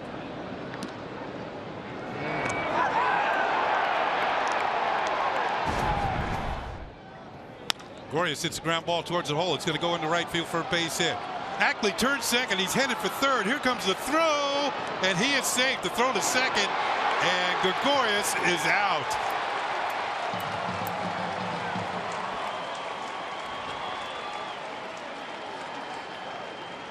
That is not going to make Joe Girardi very happy right there. And you know, the one thing about how well Didi has played after the first month last year and into this year, he makes some base running mistakes, and sometimes you scratch your head. Kind of Cadillacing there. Yeah. Got hit in the ankle last night, so that's definitely an issue, but just not a smart decision right there. So he is retired 9-5-6. As Valencia makes the throw to Simeon for the tag. Should be first and third, 1 out. Now it's a man on third with 2 outs. That's just not a good base running play right there. Yeah, there's a couple of them tonight. Of course, Beltran forgetting how many outs there were.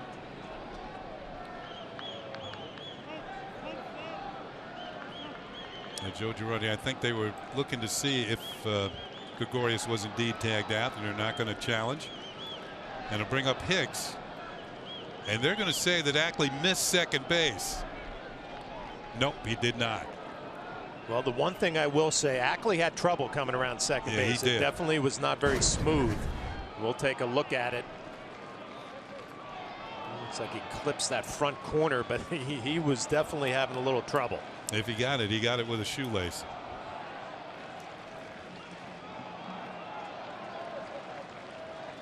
And you can see Gregorius tagged out on the back end of this play. So there's 2 outs and a runner at third, and Aaron Hicks, who's grounded out twice, is up.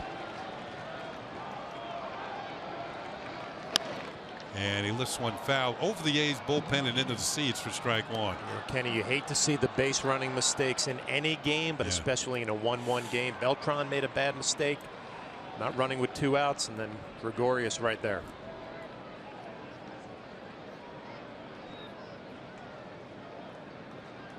Ackley at third base. He reached via a base hit. The Yankees would take another one right here. Line drive down the left field line. This is a fair ball into the corner. Hicks headed to second with a double. Ackley scores easily, and the Yankees take a 2-1 lead. That's the way you pick up a teammate. I was just going to say that. That is a huge hit, obviously, to give the Yankees a lead. But you pick up some teammates after some base running mistakes. And that's going to bring manager Bob Melvin to the mound. I believe that's going to be it for Graveman. And still, the A's do not have a pitcher who's gone 7 innings this year. Graveman is gone. The Yankees have the lead. We'll be right back.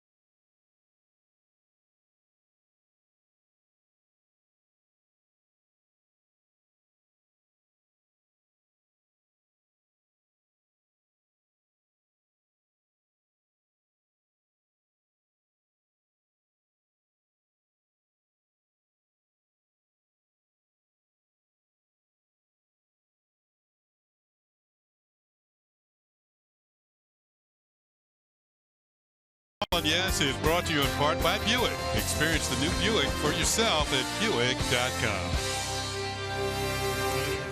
Number 22, Jacoby. New pitcher for the A's is a left-hander, Mark Zepchinski.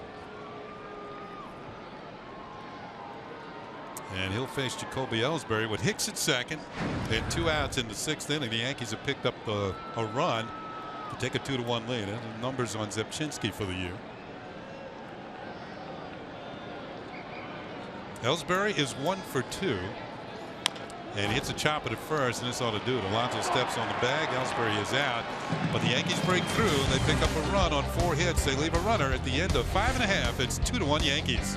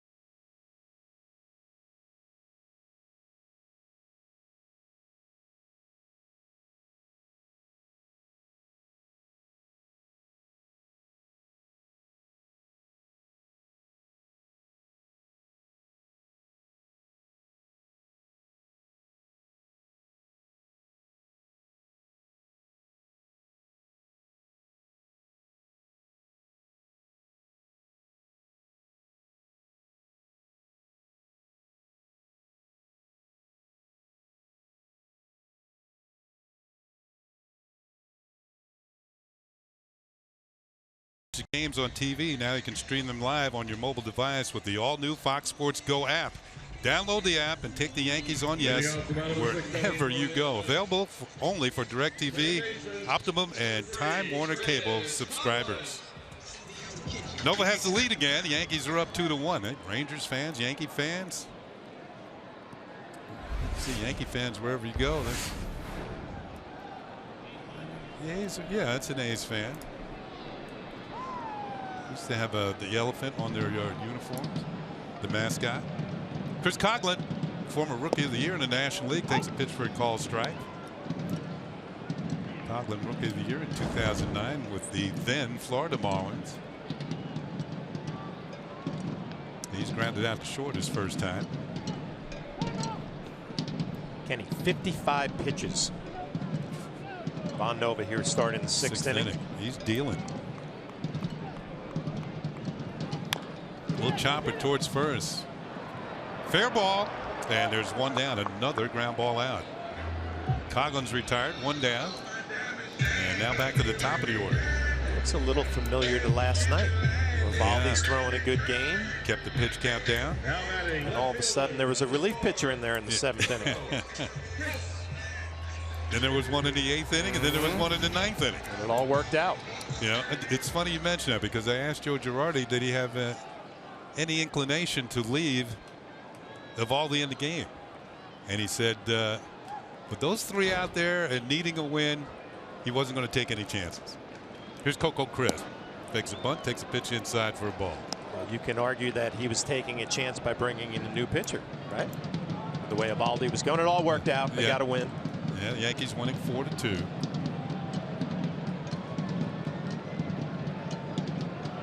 Crisp is grounded out twice.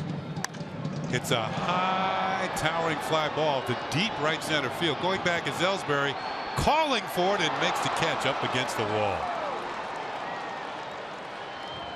Well, I've talked about how the ball does not carry here at night. That ball looked like it kept going.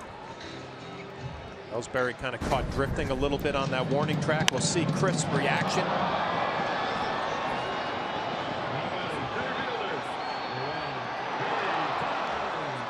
And Ellsbury kind of cruising, trying to find the wall. He's got a little more room than he probably thought. Two down. One thing Joe Girardi did say, if Segura didn't get that double leading off the game, he's still in there. Because that was the only hit he allowed. Here's Billy Burns. He takes a pitch for a strike.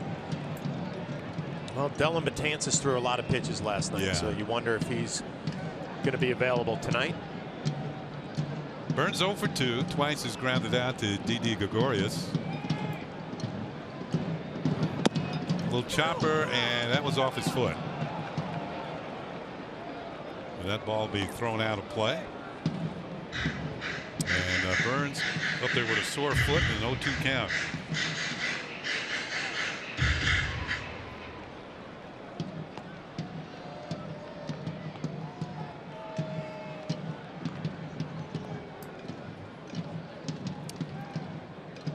You mentioned the pitch count flash, and you know, with Betances probably not available after all those pitches, this might work out. Nova can take it a little further in the game. The pitch is outside. 1-2.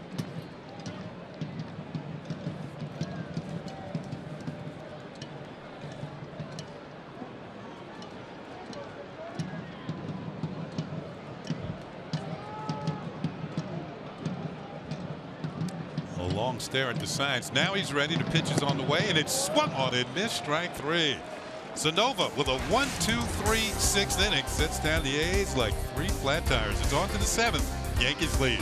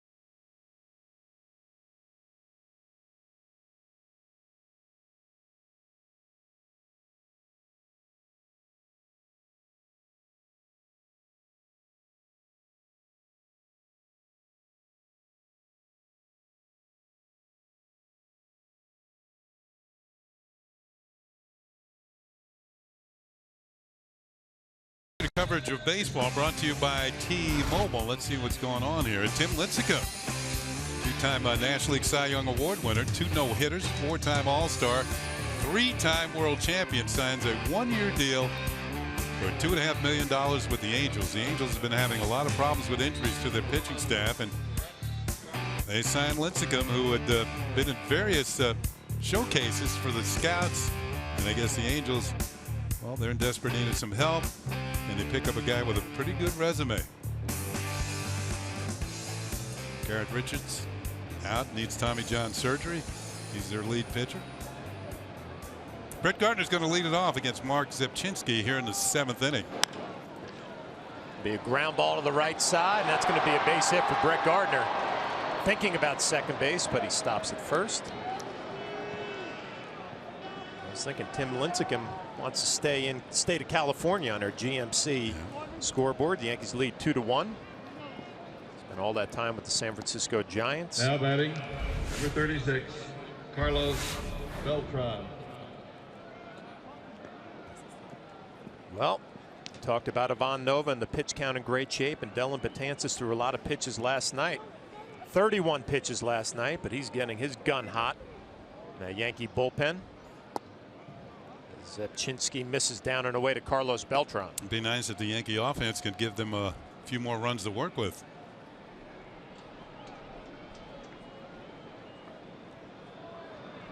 Carlos 1 for 3, a double and an RBI.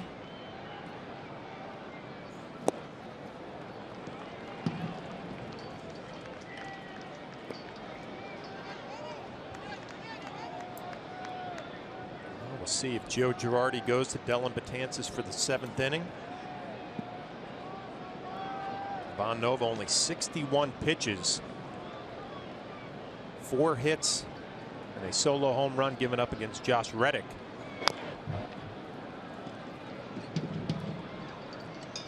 Michael Kay talked about this last night. You open yourself up for that second guessing. You make some of these decisions. It worked out last night in Arizona. Still a little too early to tell if he's going to make that move, but Betances getting loose.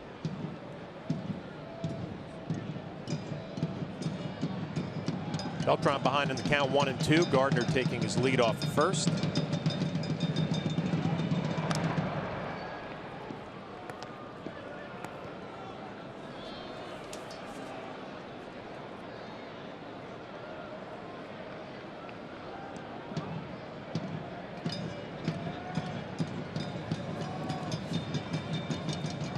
Brett already has a stolen base in this ball game.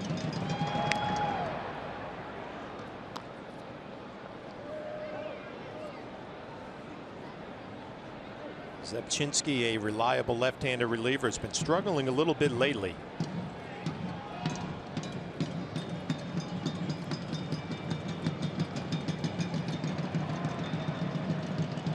A 1-2 to Beltran.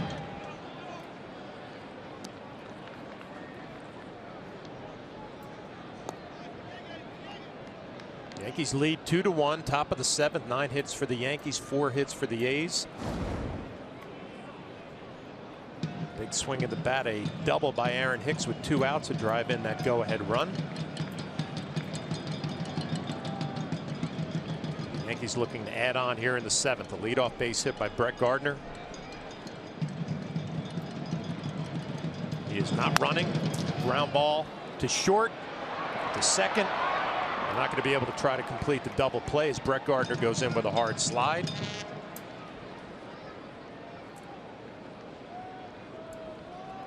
So Beltran forces Gardner at second. I've been looking at Zepchinski's resume here. There's the slide that Flash was talking about. Coughlin really had no play as the ball was hit not all that hard and towards the hole. And Beltran will take over at first base. Zepchinski started with Toronto, then to St. Louis, then to Cleveland, then San Diego, and now here in Oakland. Throw left-handed, will travel. One down would be Brian McCann. He walked in the 5th inning. 5 home runs, 17 RBIs. The A's have to shift on McCann. Takes a questionable called strike right there. Todd Tickner, home plate umpire. We have not spoken about him all night. Means he's done a pretty good job. Brian McCann did not agree with that call.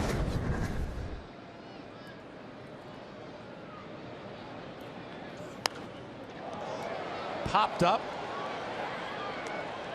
Vote behind home plate. Having trouble with it. He's not going to be able to make the play. Well, I'll let you describe this one. I don't know if you've been there or not, but right away you can see that Stephen Vogt was not 100% comfortable. When there is a pop-up from a hitter, you know it's going to come back towards the field to play, so you turn around, you have your back towards the field to play, and he just gets caught too far on that warning track and can't make the play. Did he give an error on that play? Yeah, hit glove. They should give him an error, of course. They haven't done it yet. They haven't done it. I guess he's not going to get one, but this should be an error for extending the at bat. Check swing by McCann.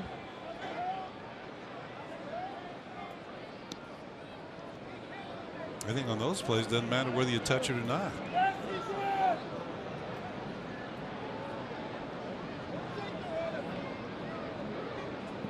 Now, I was asking you to describe it because I know you caught every one of them. That was the toughest play that I had. Pop-ups, I hated them. 2-2 to McCann, a weak swing. Strikeout for Zepchinski, so it doesn't cost Stephen Vogt. And something as simple as that, Kenny, you would think it would be easy. I struggled with it. I can't believe that. Flash, you're known for your defense. Now batting. Catching and throwing, not catching pop-ups. Number 14, Starlin Castro. Remember what Chip Hale, the manager in Arizona, said he would watch players shag flies during batting practice? He would not want to watch me. Let's put it that way. 2 down will be Starlin Castro. Oh, we appreciate your candor. I mean, who would know, right? Castro 0 for 3, ground ball to short, line to third, and hit into a fielder's choice. Batting average of .277.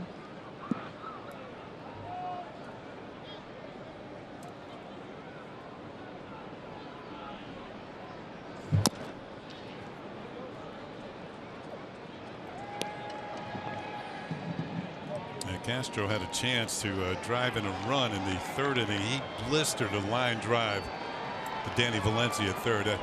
It's not like Valencia caught it. It's like it caught him. That's how hard the ball was hit.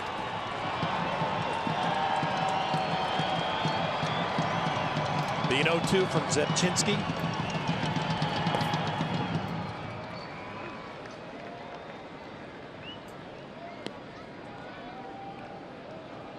Look down at that Yankee bullpen. Dellin Betances is still standing on the mound. He's finished whatever tosses he has thrown.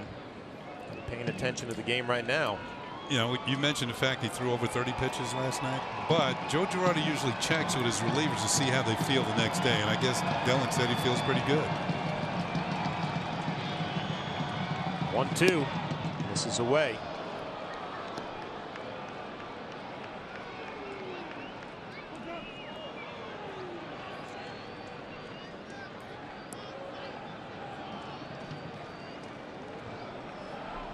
Spent a lot of time in bullpens, and there are times where a manager will call down and say, you know what, I want you to get loose, and then I want you to sit down, and when the inning starts, I'm going to send Nova back out. You get up again and be ready. Doesn't look like one of those situations to me right now. No, it looks like he's warmed up and ready to come in the game if he gets the call.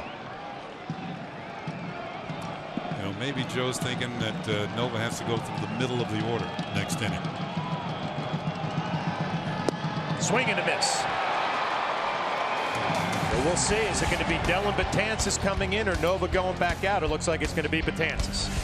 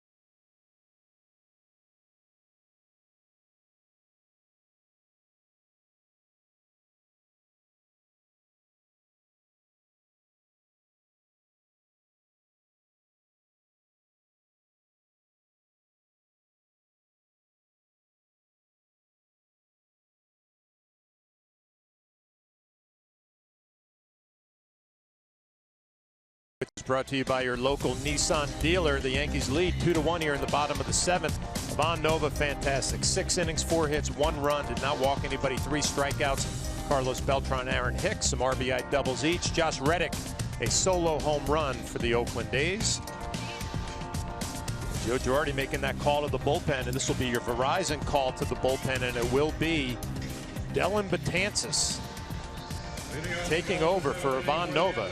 Right fielder, number 22, Josh Reddick. I mentioned Betances threw 31 pitches last night. Von Nova was outstanding for 6 innings. He doesn't look real happy. And Kenny, he only threw 4 pitches from the stretch all night. Yeah. Pitch count was down. 2 of those pitches he got double plays out of the stretch. It's going to be Betances, and he misses up and away to Josh Reddick. Well, this is a formula that Joe used last night as we look at our GMC scoreboard. 2-1. Well,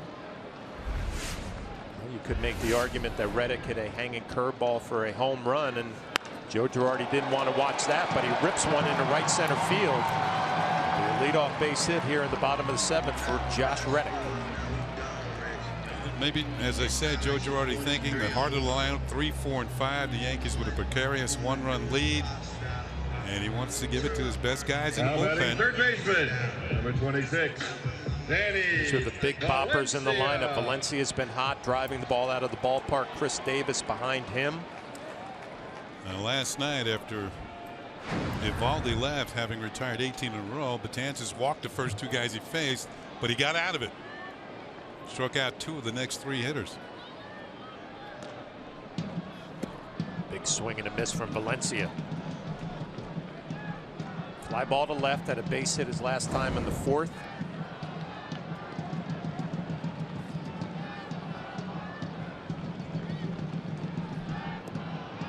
Valencia coming off the DL on May the 6th. Hamstring problems. He has been on fire ever since. Reddick, a big lead. He's stolen 3 on the year, and he's running here. Break a ball off the plate, throw by McCann, a little wide right. Josh Reddick looks like he's hurt. Looked like he might have got kicked in the head by Castro, who was trying to come up with the ball to make sure it didn't go into center field. Here's another look. The throw is offline.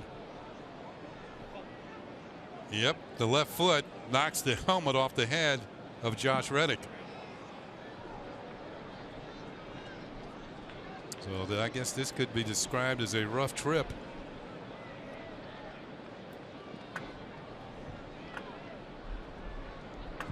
And they're still checking him out around second base.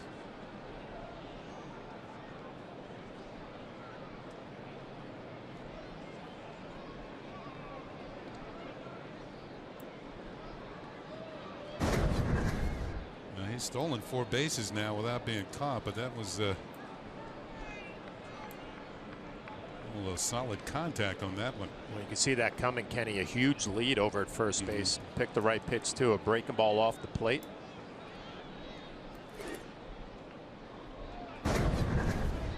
Here's another look. And Betances, of course, 6'8". He's got that leg kick. There it is.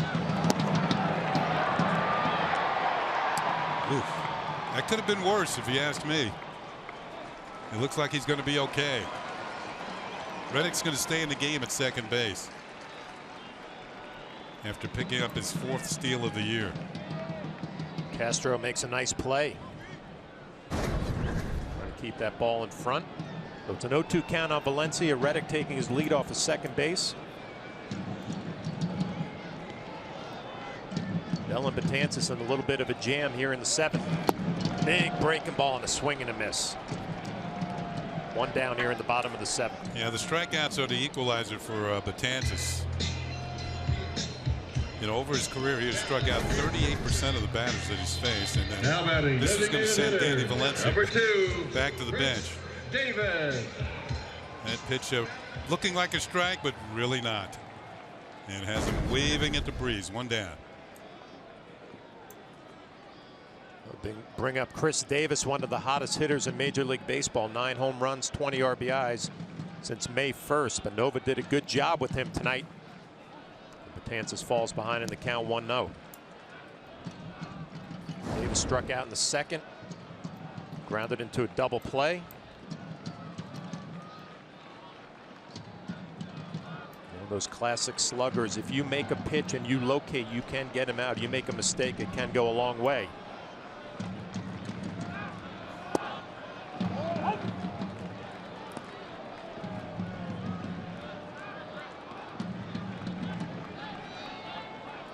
And a tight ball game last night in Arizona. Another tight one here in Oakland tonight.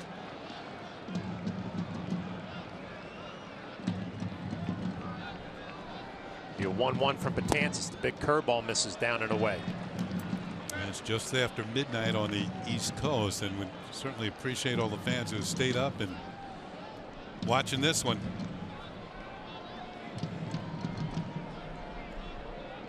And wherever you may be watching. Chris Davis with that straight up and down stance. Not a whole lot of movement. Fouls off. Good fastball, 96 miles an hour.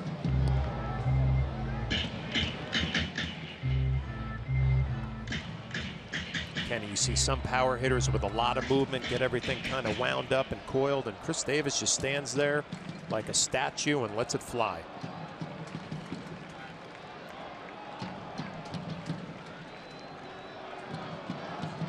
Reddick off of second base, a 2-2 from Betances. Fastball, another foul ball. Coming right at him. 97.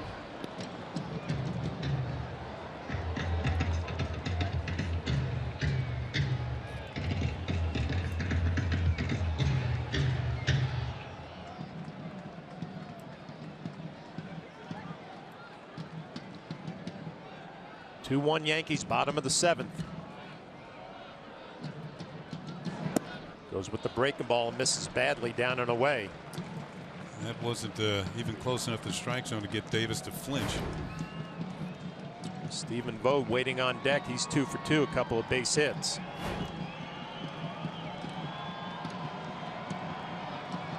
We'll see what Betances is thinking here in a full count.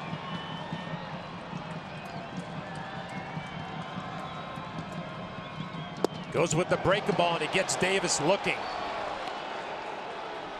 After a leadoff base hit, back-to-back strikeouts from Dellin Betances. Yeah, the base hit and then the stolen base. Valencia's gone and so is Chris Davis in there for call strike. This is not his best breaking ball. This kind of hangs up a little bit, but Davis is completely fooled and he's out of there. So 2 down, it'll be Stephen Vogt. A couple of base hits against Ivan Nova. He's only driven in 7 runs all year. Has an opportunity here, and he swings badly at a first pitch breaking ball. So Betances, who joked around last night, he had to make it a little bit interesting. He was able to work his way out of trouble, trying to do the same thing here in the 7th. He's keeping you on the edge of your seats. He's playing Vogt a little bit to pull. Yeah, Vogt 2 for 2 tonight. The rest of the A's are 3 for 21. Didi Gregorius right behind Josh Reddick, keeping him close.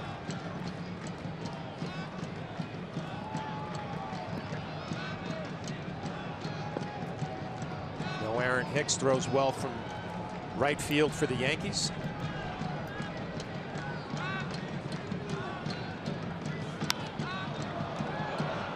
Skied, foul territory, Headley chasing. And Dellin Betances, leadoff base hit, a stolen base, follows it up with 2 strikeouts and a weak foul ball pop-up. Yankees lead 2-1.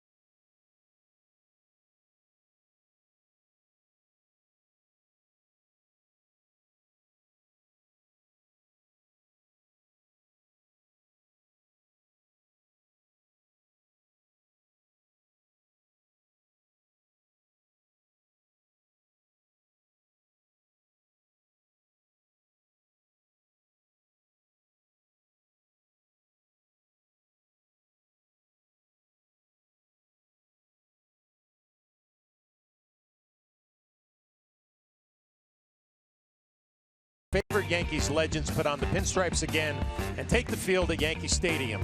Relive memories of your favorite Yankees and make new memories with your family. Get your Old Timers Day tickets today at Yankees.com or by calling Ticketmaster at 877-469-9849. It's on to the 8th inning. New right fielder Tyler Gladendorf. He takes over for Josh Reddick, who's out of the ballgame. Now new pitcher John Axford, making his 16th appearance. Now working as a setup man, former closer in Major League Baseball. Here's Headley. It's a chopper to first for Alonso. And one pitch, one out here in the 8th inning. Headley is now 2 for 4. Now batting On our Hyundai scoreboard, Dustin the Yankees leading 2-1.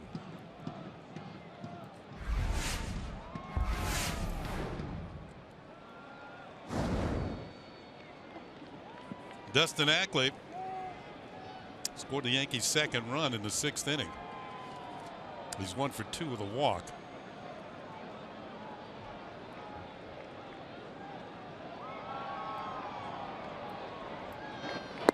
That's upstairs for ball 1. Axford has had as many as 46 saves in the season. He did that in 2011 for the Milwaukee Brewers, and in his career 141. There is the middleman of the trifecta of the Yankee bullpen, Andrew Miller, warming up. That pitch is outside. Ball 2-2-0.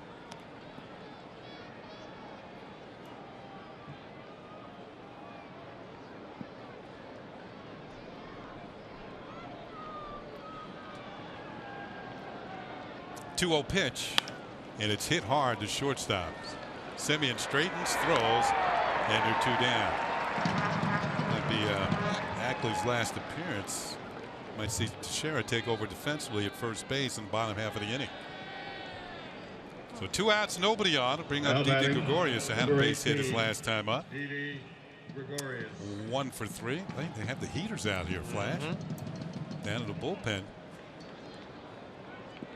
I'll tell you, as hard as those guys throw, they're probably heating it up down there themselves.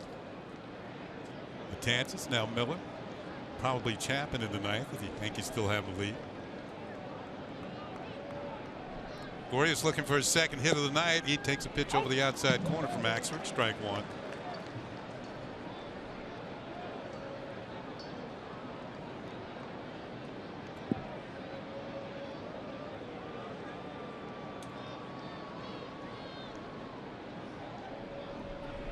Curveball is popped up. Let's see who's going to make the play here. Second baseman Coughlin calls off the shortstop Semien. He makes the play. That's it. Yankees go quietly here in the 8th. Here comes Andrew Miller. We'll be right back.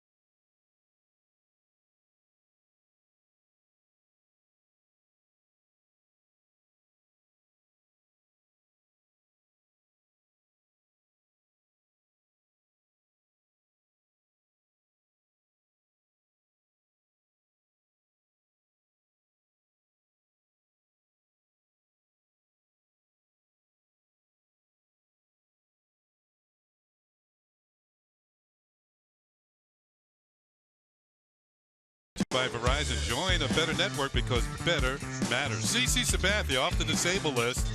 2-2 with a 3.81. He'll get the start for the Yankees. Sonny Gray been struggling somewhat. The Ace is 3-4 with a 5.84. Coverage begins at 8:30 p.m. right here on Yes. Jeter fan. Now batting, first baseman, number 17, Yonder Alonso. And the A's pen is busy.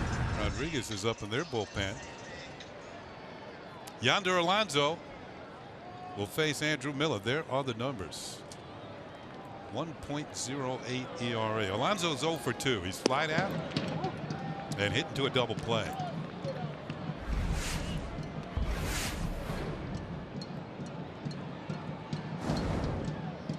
Bottom third of the order for the A's here in the 8th inning to face Miller.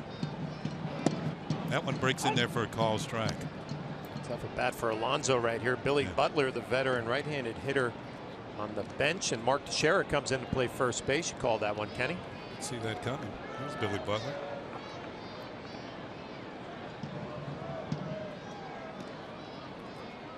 The 1-1 pitch, and Alonso hits it on the ground. Charging is Castro, and Alonso's thrown out. One down here in the 8th inning. Alonso's brother-in-law is having a pretty good year. Manny Machado's married to his sister. Really? Yeah.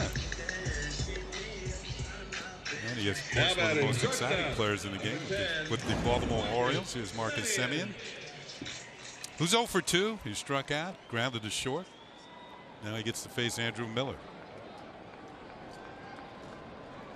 Yankees are up 2-1 here in the 8th inning. First pitch over the outside corner for a called strike.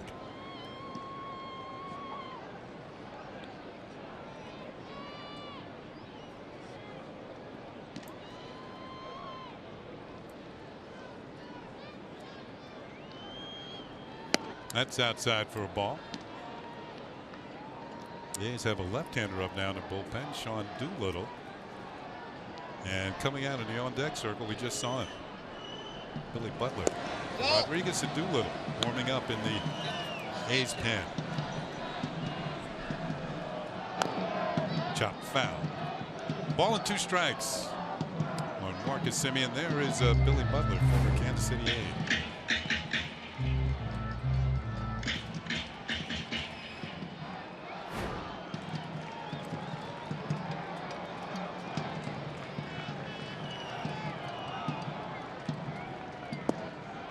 That back leg slider. Semien didn't go for it. Count evens at 2 balls and 2 strikes.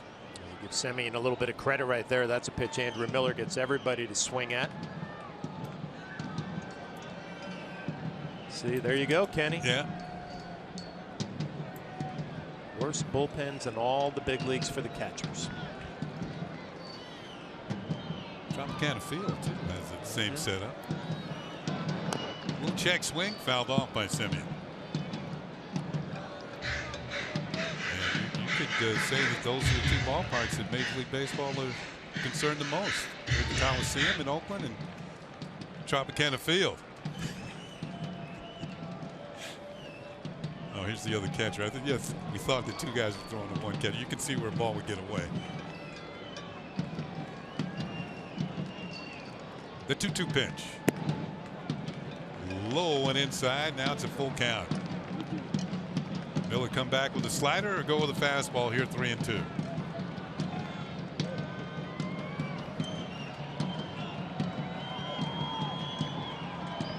The tall left-hander is ready. And the payoff pitch. Call, strike 3. He got him. Semien caught looking as Miller hits the outside corner with the fastball. Well, this pitch has to look like it's in the Yankees dugout because of all the sliders he's been throwing inside. In reality, it's right on the outside half. Maybe got the benefit of the doubt on the call. Your attention, please, ladies and gentlemen. Now batting. And here comes Billy Butler off the bench. He's hitting for Chris Coughlin. Billy Butler. Butler has had 5 at-bats as a pinch hitter this year, and he's had 1 hit. And he chops this one foul. Make that 7 at-bats with 2 hits as a pinch hitter.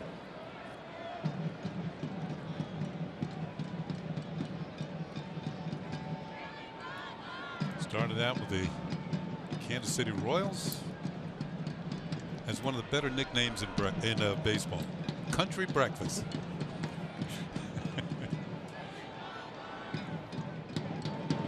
Swing and a miss. There's that slider. Now he's in the hole 0-2. Couldn't make contact with that biscuit.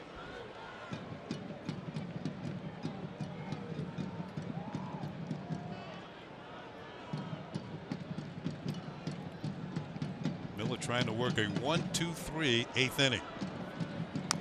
Little chopper to the left side. Gregorius charging, throwing on the run, and gets him. So Miller does have a 1-2-3 8th inning. It's on to the 9th. The Yankees have a 2-1 lead.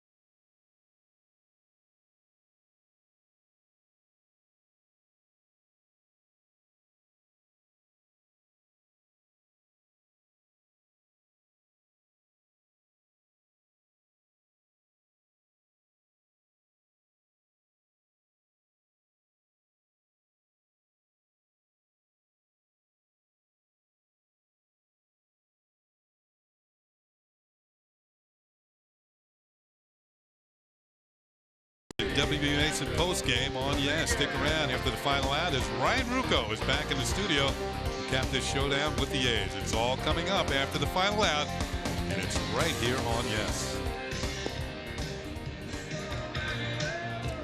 Matt McBride now moves to right field, and Tyler Ladendorf, who wasn't right now, or Landorf, who wasn't right now, moves to second. Number 31, Aaron Hicks.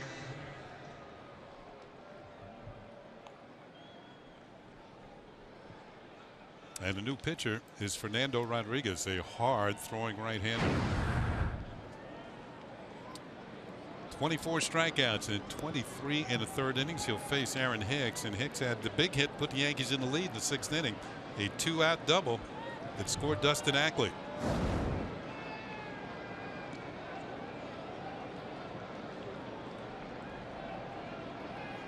And he starts him with a hook, and he drops it in there for a call strike.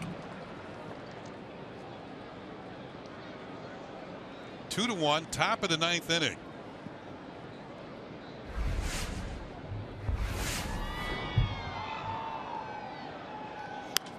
Ball is hit high in the air. Under a lot of foul territory here. Can somebody run it down? In and out of the glove of Simeon. I'm looking, he might have run about 50-60 yards trying to haul this one in. Well, of course, you have that bullpen mound that you know it's there. He tries to slide right in front of it. Yes, Mo, brought to you by your Mercedes-Benz Tri-State dealers. A great look how it just hits the heel of the glove and pops out. And just going to call that no catch. Yeah, here's another look at the expansive foul territory.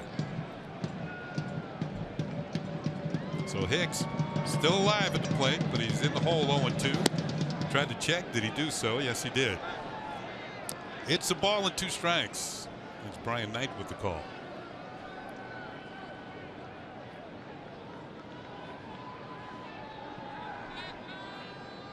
Hicks with the double is also grounded out a couple of times. Aroldis Chapman is up in the Yankee pen. 2 balls and 2 strikes. The lineup will turn over for Ellsbury and Gardner after Hicks.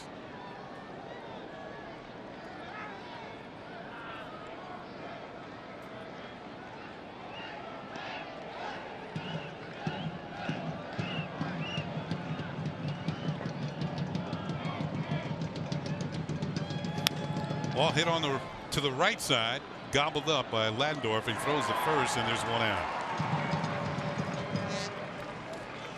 Fans, this copyrighted telecast is presented by the authority of the New York Yankees and may not be reproduced or retransmitted in any form. Any accounts and descriptions of this game may not be disseminated without the express written consent of the New York Yankees.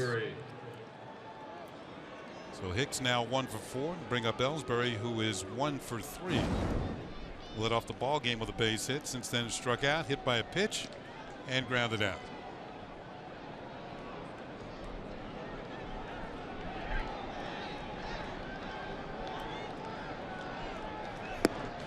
Upstairs for ball 1. Yankees trying to make it back-to-back wins here on this trip. Final game in Arizona last night, and the opening game of the 4-game series here with the A's. Ball's hit on the ground. Simeon has it, straightens, throws, and it's 2 up and 2 down here in the 9th inning. If you look forward at the bottom of the 9th for the Oakland A's, it'll be the top of the order with some speed. Coco Crisp, Billy Burns. Reddick is out of the game. Chapman looks like he's ready to go. Yeah, if you're looking ahead to the bottom of the 9th inning, Aroldis Chapman will be facing the top of the order for the Oakland A's. You've got Crisp, Burns. Reddick is now out of the game.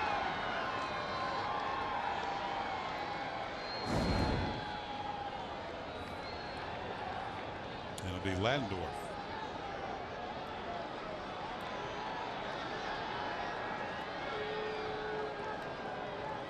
Gardner's had himself a good night. 2 for 3, high, ball 1, and a run scored. And toss in a stolen base as well.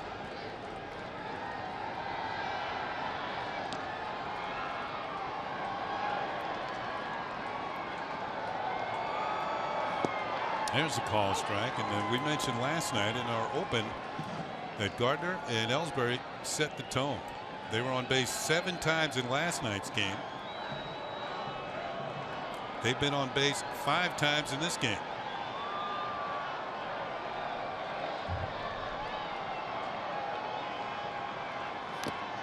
Foul, and it's ball and 2 strikes on Gardner.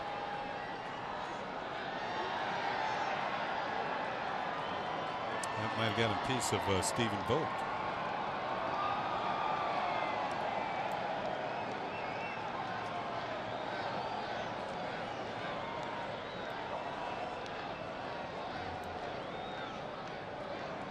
Chapman continues to heat up in the Yankee pen.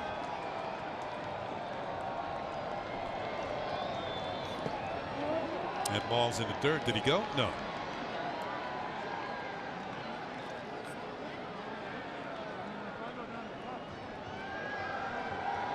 Beltran hoping to get a chance here in the 9th inning.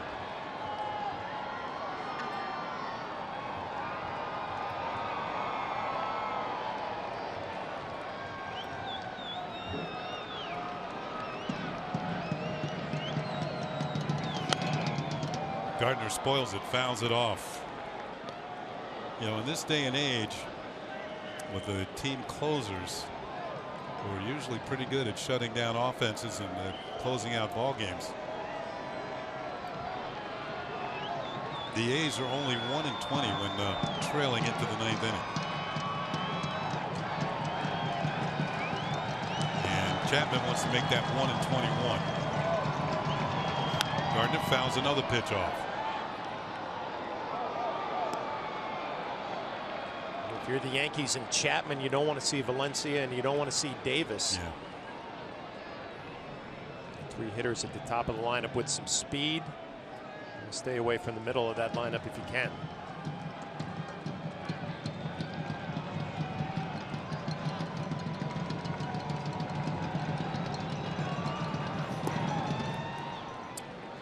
full count now on Brett Gardner.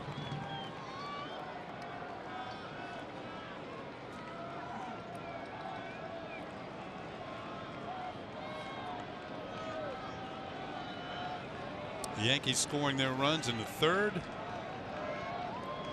Beltran with a double drove home Brett Gardner all the way from first base. And then in the sixth, Aaron Hicks with a double. It scored Dustin Ackley. That's the Yankees' 2 runs in the game. The payoff pitch. Inside, ball 4. He walked him. Gardner's on again. 4th straight time he's been on base. Let's see if he's trying to build a run here. Moving down to second base. Yeah, we talk about it all the time. You'd love for him just to go first pitch. Carlos Beltran. Beltran with that RBI double in the third. He is 1 for 4.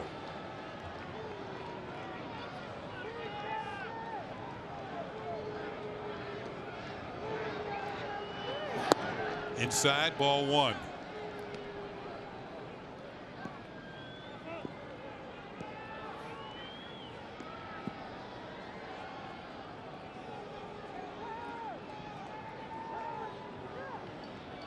Like fastball inside again. Little chopper foul, and it's a ball and a strike.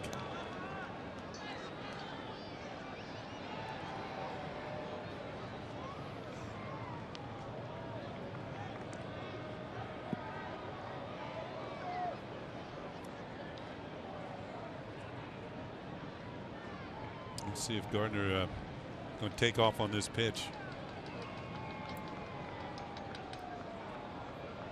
Long hold and a throw to first base.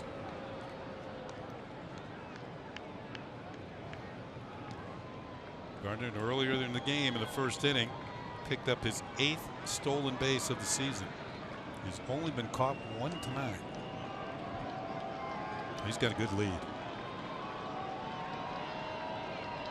Not going. Pitch is a strike to Beltran. 1-2.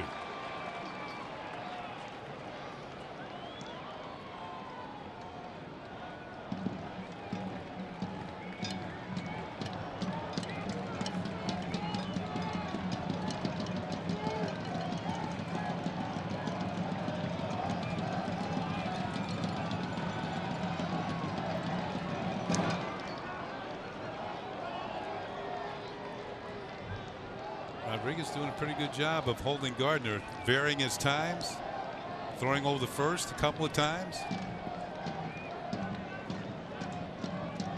He's doing a good job holding the baseball. It gets Brett Gardner kind of flat-footed a little bit. Not going. The pitch is hit high and deep to right field. Going back is McBride near the wall. This one is gone. A home run for Carlos Beltran. And the Yankees now lead 4-1.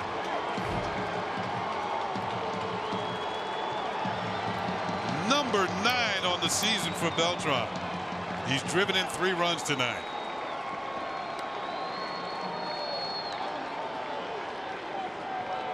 A little cushion for the Yankees here in the 9th inning. Number 34, Brian McCann. Carlos Beltran having a big night, swinging the bat, 3 RBIs, a 2-run home run right there. He'd have a base running mistake. That'll make him feel a whole lot better about that. Pitch to McCann is a ball. Elevated middle of the plate, and you could tell by that finish and that bat flip. Carlos Beltran knew this was well out of here. 397 feet. McCann hits one hard but foul on the first base side. You might see Kirby Yates up there throwing now. He's throwing just in case the Yankees get another run. Then he'll come in the game. It won't be a save situation. So Carlos Beltran with a big home run here in the 9th inning, following a 2-out walk to Brett Gardner.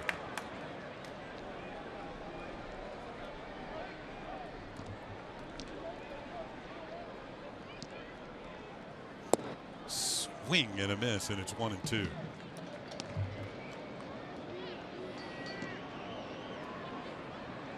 Beltran has scored a run and driven in 3.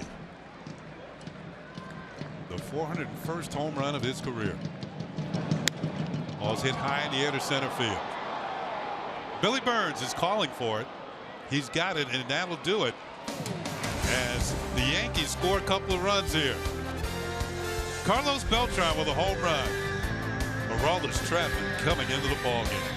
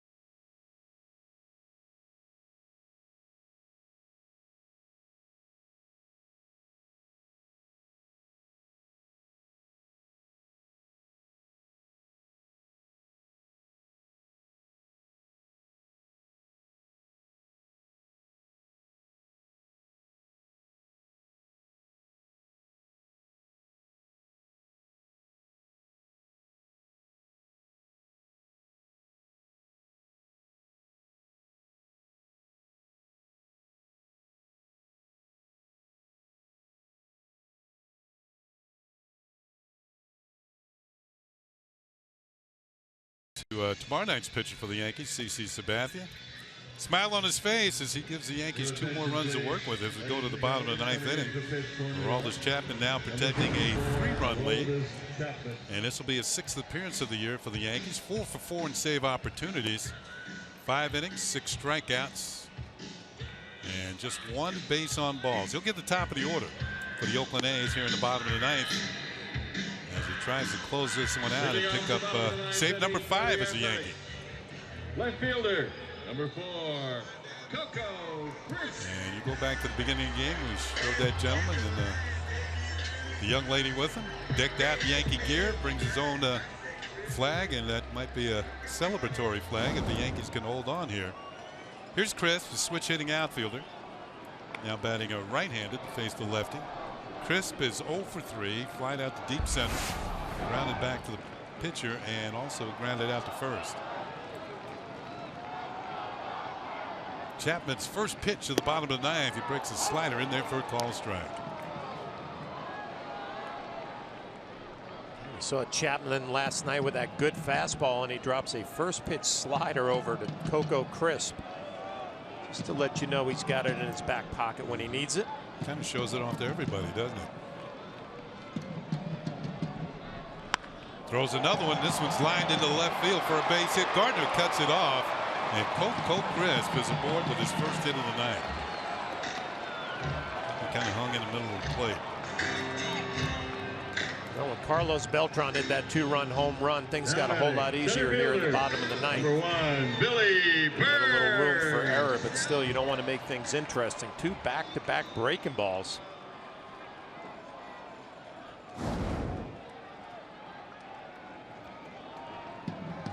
Here's Billy Burns. He's 0 for 3. Fouls it off. He's late on a fastball.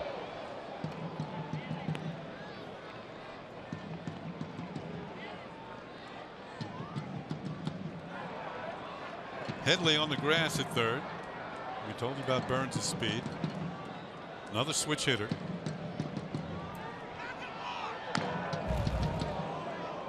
That got in on the hands. It hit him on the hand. Now he's checking the bat to see if it's broken. Coco Crisp is running to second base.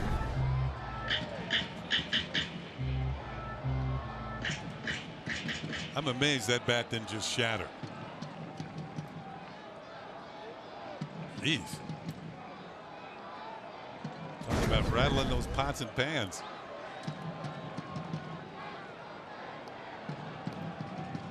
Why is Crisp on second? Yeah.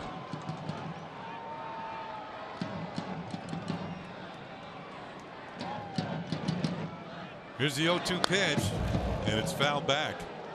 I'm missing something I'm here. missing something too. Well, maybe a balk.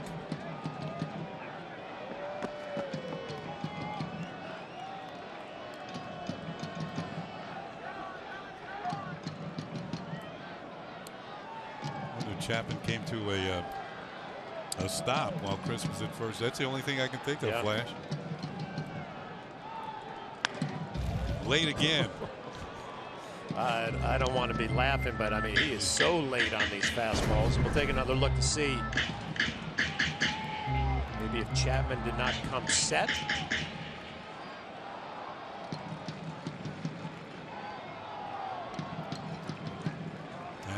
He did. Yep. He does this time. Swing and a miss, strike 3. Burns is going to have to dial it up a little more as he has struck out for the second time tonight. First strikeout for Chapman. Betances struck out 2, Miller 1, and now Chapman has a strikeout. 25, Tyler Ladendorf.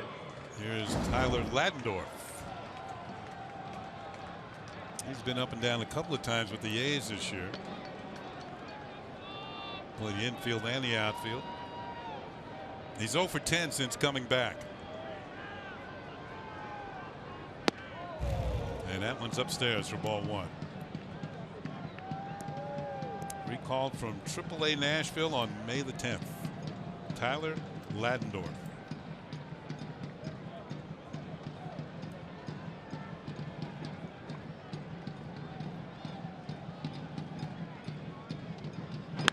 Ball's hit in the air to center field.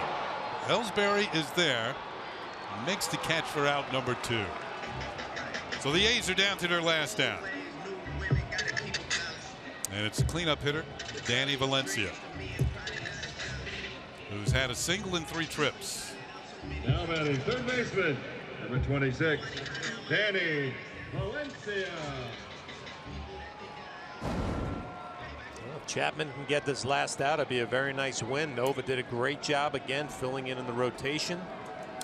Joe Girardi going to the big 3 2 nights in a row. It would also break a 4-game winning streak for the Oakland A's.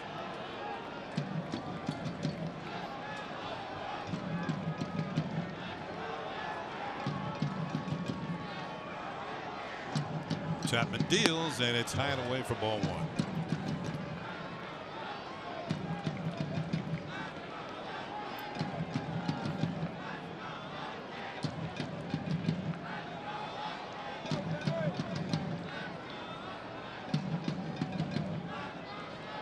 The A's got themselves in a position that teams do not want to get into against the Yankees. Here's a breaking ball. It's in there for a called strike, 1-1. Trailing.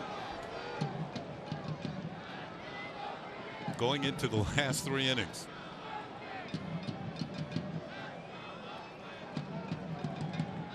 Yankees are 16-0 when leading going into the 9th inning. Fouled back to the screen, and the A's are down to their last strike.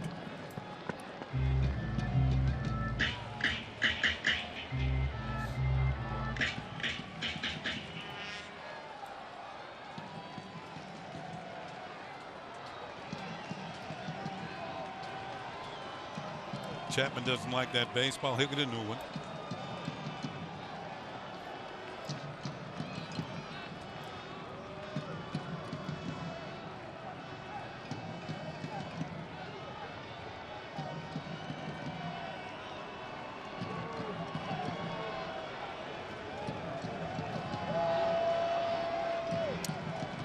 Crisp at second with 2 down. Chapman trying to put this one in the win column. Hit foul, a high fastball. Might have been out of the strike zone, but Valencia chased it anyway. Well, you got to be on your toes if you're the Yankee coaching staff. It's awfully close to home plate. One thing you'll notice that there are no screens in front of the dugouts here. You just got to be alive at all times. Maybe they figure you're far enough away that you should have time to react. It's probably certainly not the safest place to be with Chapman throwing about 100 and a right-handed hitter up. You're a little bit late. It's going to come your way. Fouled off to our right. 100-mile-an-hour fastball. Chapman reaching back for triple digits.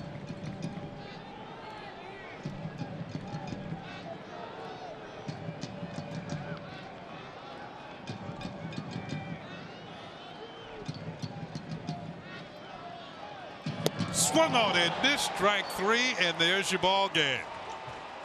Chapman picks up his 5th save as the Yankees win this one by a score of 4-1. Got a big home run from Carlos Beltran in the 9th inning to give him a little bit more of a cushion. And there are the totals: 4 runs, 10 hits, no errors for the Yankees. For the A's, 1 run, 6 hits, and they did make an error in tonight's ball game. So the Yankees have now won 2 in a row. They won last night in Arizona. They win the opening game of this 4-game series here in Oakland against the A's. Final score is 4-1. We'll be back with more just a moment from Oakland.